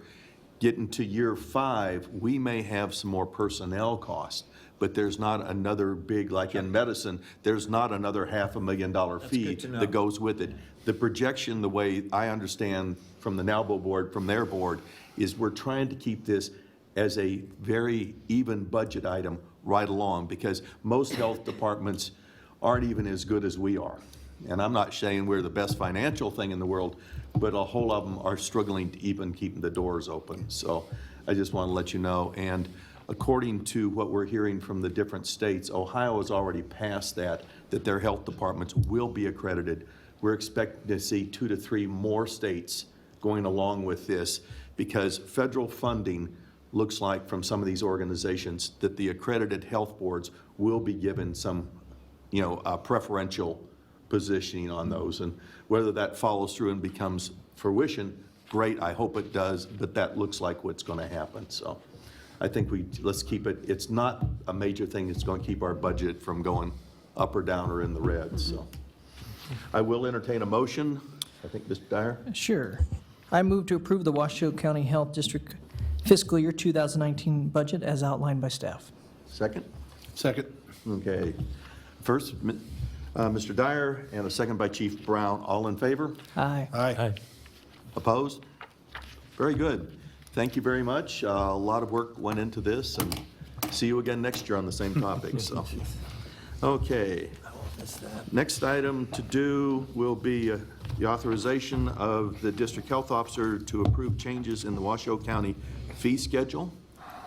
Actually, Mr. Vice Chair, if I could maybe kick this one off, and then and Mr. Cutts will be available. This is an item that we're proposing because the current situation is, if we have services that we're delivering through our clinics, and there's a change in the recommendations that are made, such as the U.S. Preventative Task Force or Centers for Disease Control and Prevention, Morbidity and Mortality Weekly Report, as far as their recommendations for the medications used, vaccinations, treatments. For every single one of those, we have to then come back to the board and seek approval for those fees for the services. And we think that we'd be providing better public health and more timely changes in going along with those recommendations if the board was to authorize me to make those fee adjustments. And then when we come back to the board with fee increases or adjustments to our fees on a regular 3 to 5 year schedule that we've discussed, then that would be an opportunity for the board to then approve those. So mine would be an approval for those fees in between those periods, and then I would include in my monthly report to the board, or we can include in CCHS, either way, what those approvals were that I made during those monthly periods. But it would also save us staff resources that we expend in putting together those staff reports that go into the consent agenda that are typically approved without any discussion by the board. It may be just that I've been sensitized this last year because we've been doing a lot of this, but my perception reading periodic basis was that it would be more like quarterly or semi-annually, not several years between your reports on fee changes. I don't know. No, I guess, let me clarify on a monthly basis, I'm proposing that on a monthly basis, when we provide you with our division reports, that we include in there what I approved as a fee change. Oh, okay. But then they would actually come before the board for approval during those, when you get the whole list of the CCHS fees that might be adjusted every 3 to 5 years. But you would know each month which ones I had approved. Yeah. I would think you'd want to do it formally at least annually, but you can see how it works. Okay. Do you want Steve to say that? Good afternoon, Mr. Vice Chair and members of the board. Steve Cutts for the record. I believe that Mr. Dick did a great overview of this proposal. I think it's a much better use of our staff time, your time as well. You can see that there are 8 examples over the last 2+ years that we came to you for fee changes. So I am hoping that you will make a motion to approve this as presented. And I'm happy to answer any other questions you may have. Do you have any more comments? No. Any other questions? I don't necessarily have a problem with it. I think I'm probably maybe I'm just confused because I know most things do happen in a yearly thing because, 3 to 5 years, I might not be here. We all might be gone. You might have a whole nother board here. And so we're seeing something that goes through. Can you explain what's the difference between this and maybe a budget that we see? How come it's every 3 to 5 years before I seem to have a weird feeling about that? So- I agree with Dr. Novak. Yeah, so the reason I'm stating 3 to 5 years is when we adopted the new CCHS fee schedule, that came before the board, and it was agreed upon that we would have any adjustments would come back to the board on a 3 to 5 year sort of a basis. But there was also the decision to include the CPI increase on an annual basis to those fees. The same thing with the air quality and environmental health fees.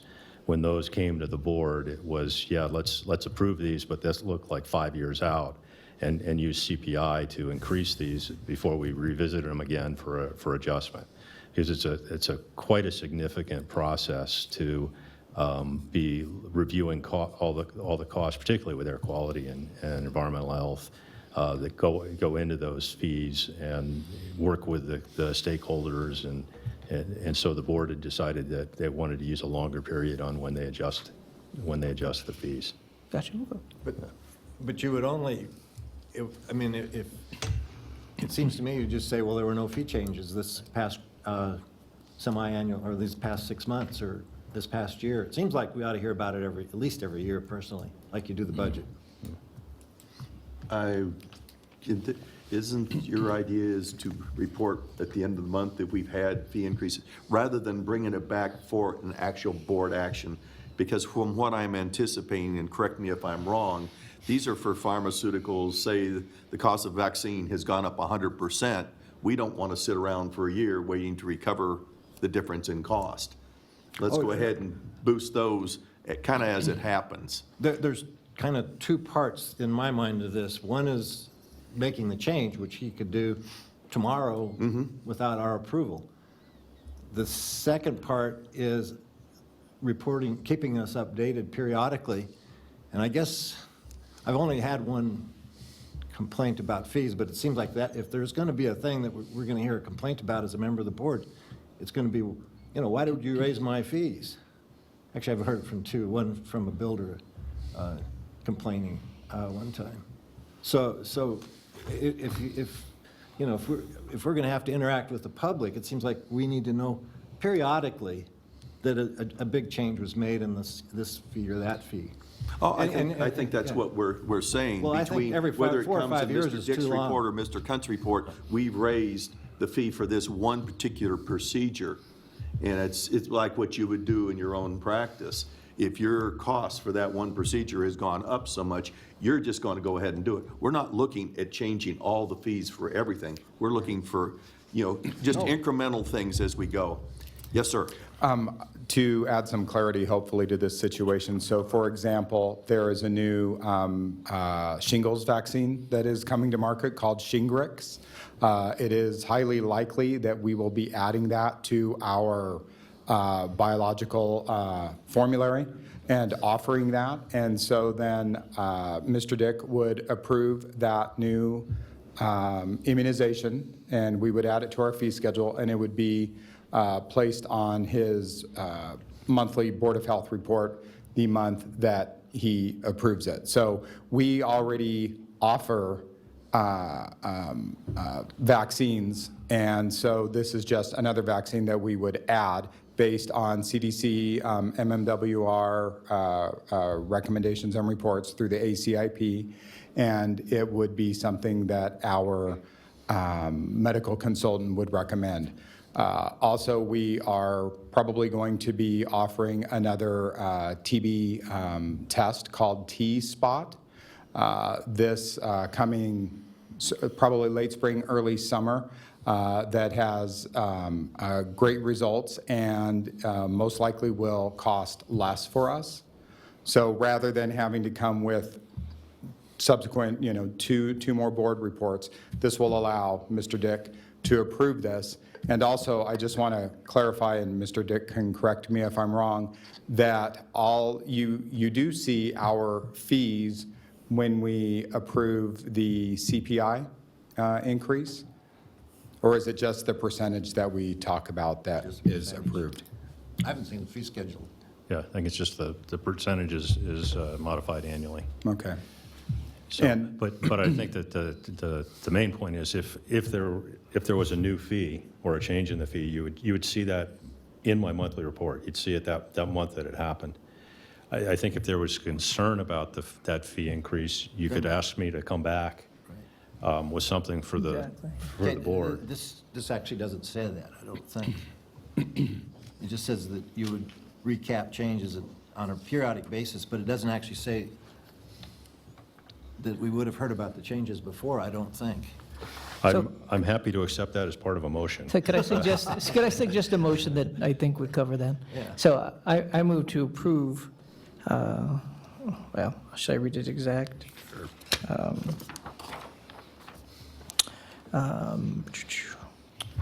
Well, I move to approve as staff is asking here, but I think with a monthly report given to us, and at that time, if there's a question, we would say, hey. Address it right. We would bring it then, and then you could bring it back the following time. So there would not be a gap. And I think that would cover all accountability and would make us not feel like something happened that we have no say in. Is that a motion? That's a motion. Okay. We have a second? I'll second. Okay, second. Mr. Dyer made it, seconded by Mr. Young.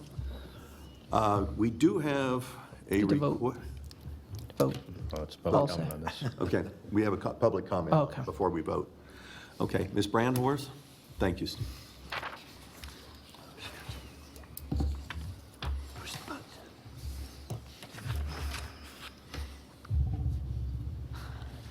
Ms. Brandhorst, I want to remind you that the comments and what we're dealing with right now are fee increases, small incremental fee increases to the clinical services. So please keep your comment to those. Well, I am going to talk about the children. My name is Kathy Brandhorst, and I am the United States President.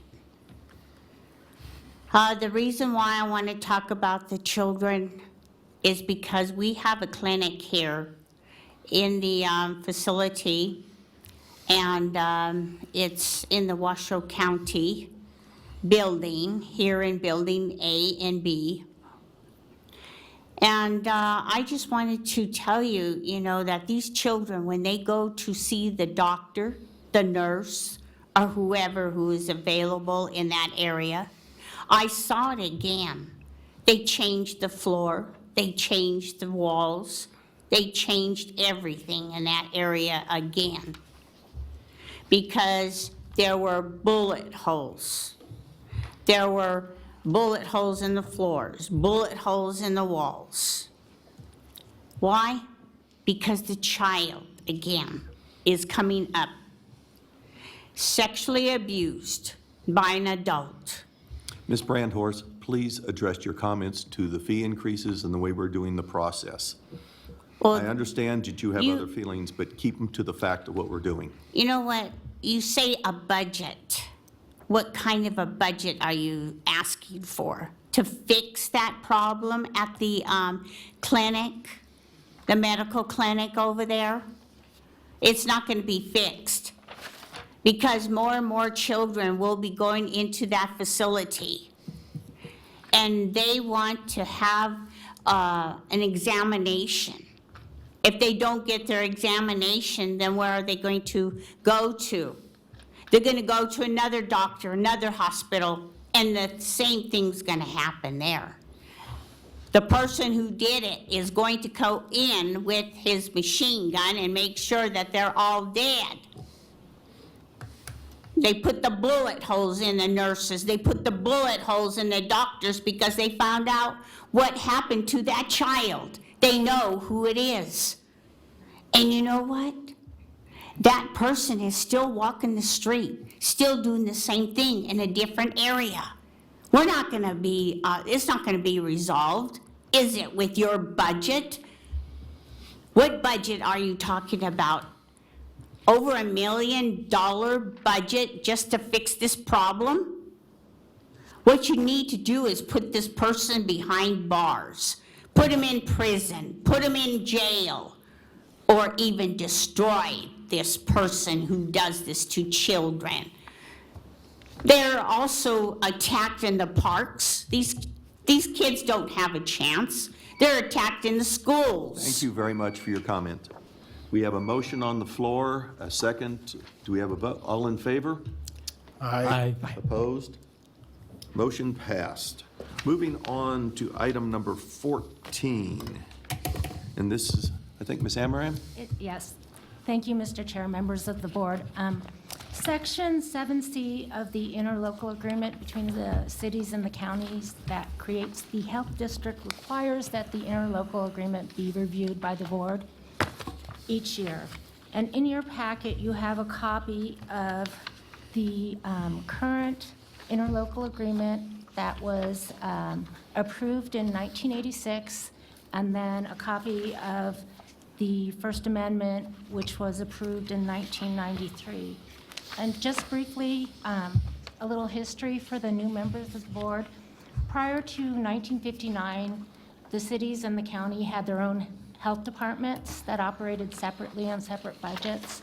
In 1959, the legislature passed a law that would allow them to, in some way, combine those services and form a health district. The cities and the counties got around to that in about 1962, when they were in talks about how to meet the overlapping property tax constitutional rate. Out of those talks, they came to the decision to consolidate certain services within the county, or within the county and the cities, and one of those services was health. So what they did at that time was enter into an informal, unwritten agreement as to how the health district would run and how it would be funded. That continued on until approximately 1972, when the parties got around to formalizing a written agreement for the health district. That 1972 agreement was then amended in 1986, and that's a copy of what you have in your packet, and again in 1993. And so with that brief history, I'd entertain any questions that members have. Okay, Chief Brown? Yeah, I would hope, I should have talked to you about this before, Leslie, but I talked to the city of Reno about this, like I do every year, and they have a change in management over there as well as personnel, and they haven't had a chance to look at the document, so I was hoping we could table it for the next meeting to get some input, and I don't foresee anything coming up major, that's for sure, but just get a chance to take a look at it and then bring it back next meeting. Yeah, there's no mandatory timeline on when it needs to be reviewed except annually. You want to make a proposal? So if we could, do I need a motion to do that, or can we just table it? I think that would be a good idea to Yeah, have make that a on the motion to record. table. I'd like to make a motion to the table to the next scheduled meeting. Second. Second, okay. Motion is made by Chief Brown, seconded by Mr. Dare. Any discussion? If not, all in favor of the motion? Aye. Opposed? Okay, hearing none, we're going to table this motion until next month. Okay, moving on to staff reports. Ms. Alves. Boys, don't make her talk too much. Hi, Charlene Albee. I don't have anything else to add, but I could answer your questions if you have any. Very nice written report. Thank you very much. Should we get her to sing like the national anthem or something? Yeah. I won't be as good as Fergie. Thank you. Okay, thank you very much. The next one, Mr. Cutts, anything to add to your report?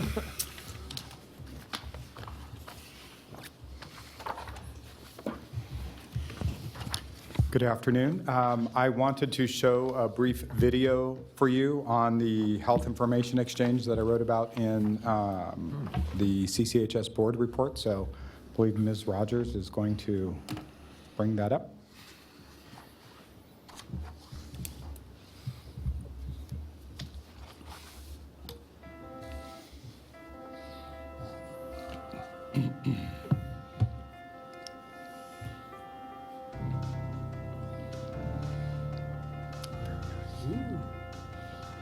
Hi, Jeff.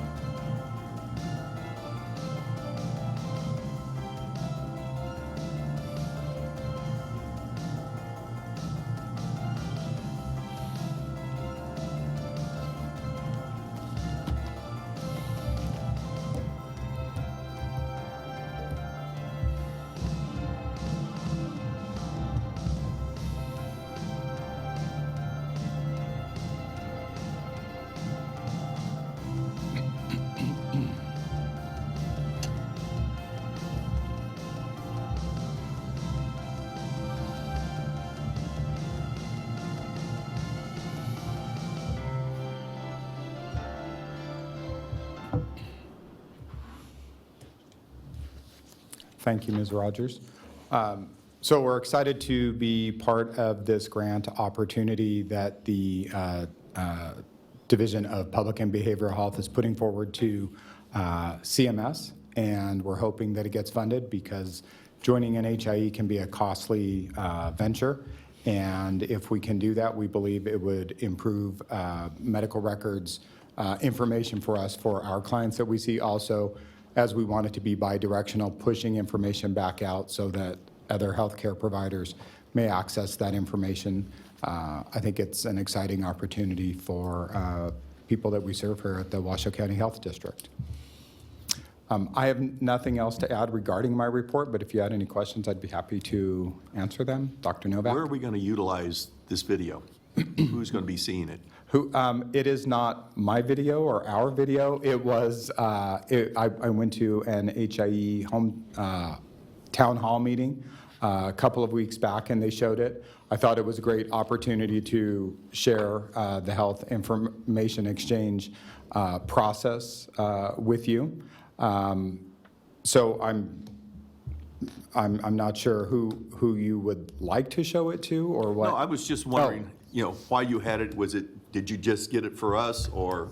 I did it just for you. Well, thank you.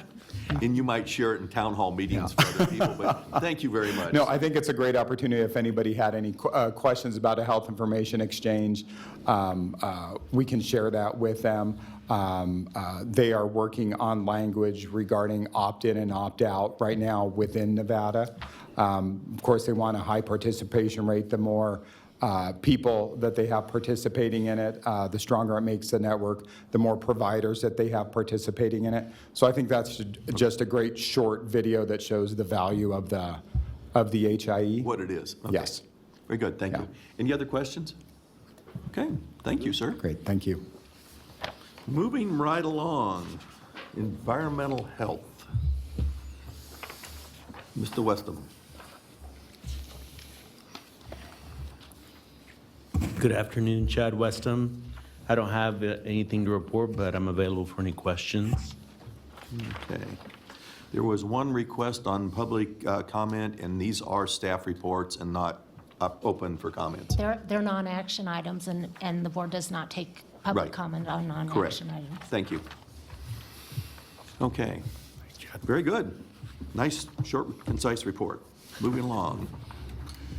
Epidemiology, emergency preparedness. Dr. Todd. And thank you for a very nice presentation to our Rotary Club.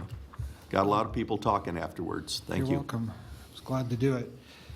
So Randall Todd for the record, and I just wanted to update you on the influenza portion of my report because it's already a couple of weeks old by the time we have this meeting. So I just yesterday, in fact, after the Rotary meeting, got the week 7 report.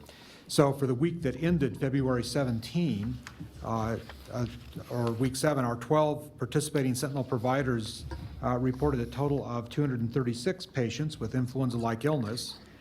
And the percentage of persons seen with ILI by the 12 providers was 3.1%. Which is above the regional baseline of 2.4%. During the previous week, CDC week 6, the percentage of visits to U.S. Sentinel providers due to ILI was 7.5%, and that's above the national baseline of 2.2%. On a regional level, the percentage of outpatient visits for ILI ranged from 3% to 11.8%. We had 7 death certificates received for week 7 that listed pneumonia or influenza as a factor contributing to the cause of death. The total number of deaths submitted for week 7 was 105, so this reflected a P&I ratio of 6.7. The total P&I deaths registered to date in Washoe County for the 2017-2018 influenza surveillance season is 177, and this reflects an overall P&I ratio of 8.9%. I wanted to mention, in addition to that, this has been a rather banner influenza year, and in fact, when I look at laboratory-confirmed cases of influenza cumulatively, at the end of this week, we had 4,572 total cases, 451 hospitalizations, 183 of those had been vaccinated, 78 were admitted to the intensive care unit, and our death count went up to 21. So we've had 21 total deaths from laboratory-confirmed influenza this season. Now, that sounds pretty bad, and it is, but I can tell you that starting after the end of December, our rates started to come down, and they continued down for several weeks, and then they started to bump back up again. When I look at the makeup of the kinds of flu that were comprised in that second little bump, it was predominantly influenza B. So it started out as an influenza A, probably H3N2, and then we switched off. And when you do see a second spike, it's a lower spike, and it's usually comprised of influenza B. Now, I also took the opportunity to look at other states just to see how we were comparing. And not surprisingly, in the West, so I was looking at states that touch our borders, so California, Arizona, Utah, Oregon, and Idaho. And for weeks 4 and 5, they were all experiencing decreases in their influenza-like illness numbers, just like we were. When I look at week 6, California was still going down. Arizona had leveled off. Utah had started back up. They may be experiencing one of those type B bumps. Oregon was going down, and Idaho was going down. The state of Nevada as a whole was also going down. Then I looked back east, and at the east and the Midwest. So New York, it's still going up. The state of Maryland, still going up. The state of New Jersey, still going up. These states have not even plateaued. They continue up. The state of Michigan appears to have plateaued. And the state of Kansas still going up. And I just picked those, just, no rhyme or reason to it. I just wanted to get some eastern and midwestern states. And so when you look at the national data, it appears nationally that by week 6 it had just started to flatten out a little bit. So that may be a temporary lull, and it could be continuing back up, or it might be the beginning of it starting to go back down. But that's kind of what's been going on with flu this year. And I didn't have anything else, but would entertain questions. Questions? Good. Thank you, Dr. Dodd. Thank you. Okay. Mr. Dick, you're on. Yes, thank you. I just wanted to highlight a few things that were in my report. During the early part of February, Enterprise Community Partners was in town. They're the group that's working with Truckee Meadows Healthy Communities and the Truckee Meadows Regional Planning Agency on a regional affordable housing roadmap. So they had an opportunity to meet with different stakeholders while they were here. They provided a presentation to the TMRPA governing board. During their visit, they had a meeting in which we kicked off a leadership team for the roadmap project, and that includes the city and county managers, the EDON president, Nevada Housing Division administrator, the RTC executive director, the Reno Housing Authority executive director, Renown Health CEO, and Senator Julia Ratty. And during that meeting, they were able to come to a consensus around a mission statement. We had some mission statements that had been drafted during some of our community partner forums during 2017. They took one of those and just wordsmithed it a little bit and came to agreement around the mission, came to agreement around values, and so we believe that we've got a good start with the leadership team for this project moving forward. I can also report that Tony Ramirez with HUD has been one of our project partners in this, and the Regional Housing and Urban Development Administrator came up to be able to meet with Enterprise while they were here, and he provided public comment at the TMRPA Governing Board meeting regarding his support for the project. So we we take that to be a good sign for HUD's engagement in this and the future outcomes that might come from that. The other thing that I wanted to highlight is the Washoe Regional Behavioral Health Policy Board met for the first time in February, and this is a regional board that's created through AB 366 so that we can provide regional input on behavioral health policy to the state. The board actually has a BDR provided to it. The legislation behind this requires the board to meet quarterly, but we are, I think, off to an aggressive start. We elected Chuck Duarte with Community Health Alliance that appeared before you for a presentation a few months ago. As the chair of the committee, we have Sheila Leslie with Washoe County Human Services providing support for the board. And we've already got another meeting scheduled coming up on March 12th. So the first meeting, of course, primarily introductory and information presentation, but I think we'll be working aggressively to develop some recommendations for that BDR. Good. That's what I have to report. Any questions for him? If not, very good. Thank you very much. We're down to number 16, which is board comments and items for future agendas. I have one thing, with all that's happening with the school shooting and the conversation about that, and then it sounds like there's a conversation about mental illness, mental health. I just wonder if there's anything we can get ahead of the game. We obviously know we have great need here in the state of Nevada of trying to find ways for helping with mental health. And it sounds like there might be some movement in Washington that we might be able to either earmark some money, get ahead of the game, grants, I don't know. But I don't know if there's something we can think about, talk about. I said I'm watching that happen, but I was kind of excited to know that they're talking about some of the right answers, is trying to find some answers there. So It's encouraging. At least there's a conversation. at least a conversation, yeah. Any other comments, agenda items for the future? Okay, hearing none. We're down to public comment. I have one public comment. Ms. Brandhorst.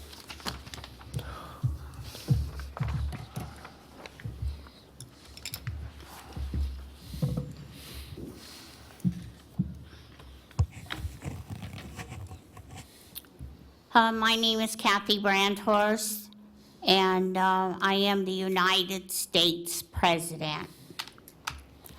I just wanted to let you know I still live on C Street in Sparks. It has not been a very good area to live in at all. Most of them are squatters, and they steal apartments. They kill and murder if there's people living inside their homes, and they will open fire and make sure the whole family is dead. When I went to the cemetery, I did see this. I saw the whole family dead because somebody had to steal their house, their apartment, their home. Maybe it was in a room in a motel or a room in a hotel. But that's their home. They live there, not the ones that are on death row. You still haven't taken care of that big problem again. It's death row, still walking the streets, carrying their machine guns, their shotguns, their bombs, their grenades, and also bows and arrows. But you have high-powered rifles too.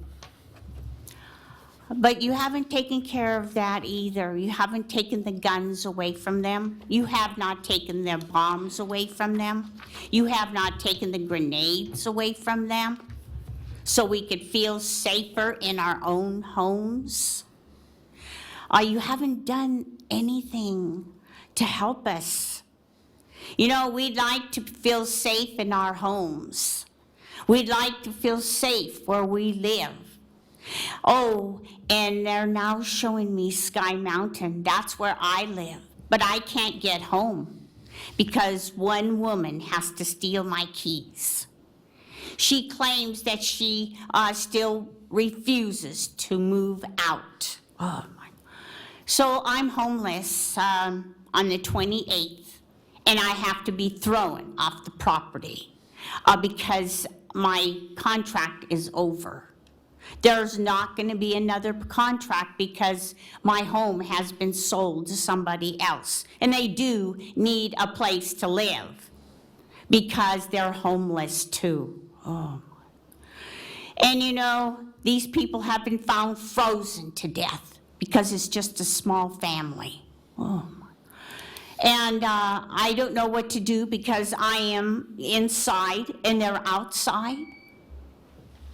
Thank you very much. With no other business to come before us, I proudly thank everybody else, and we're adjourned. Good job, John.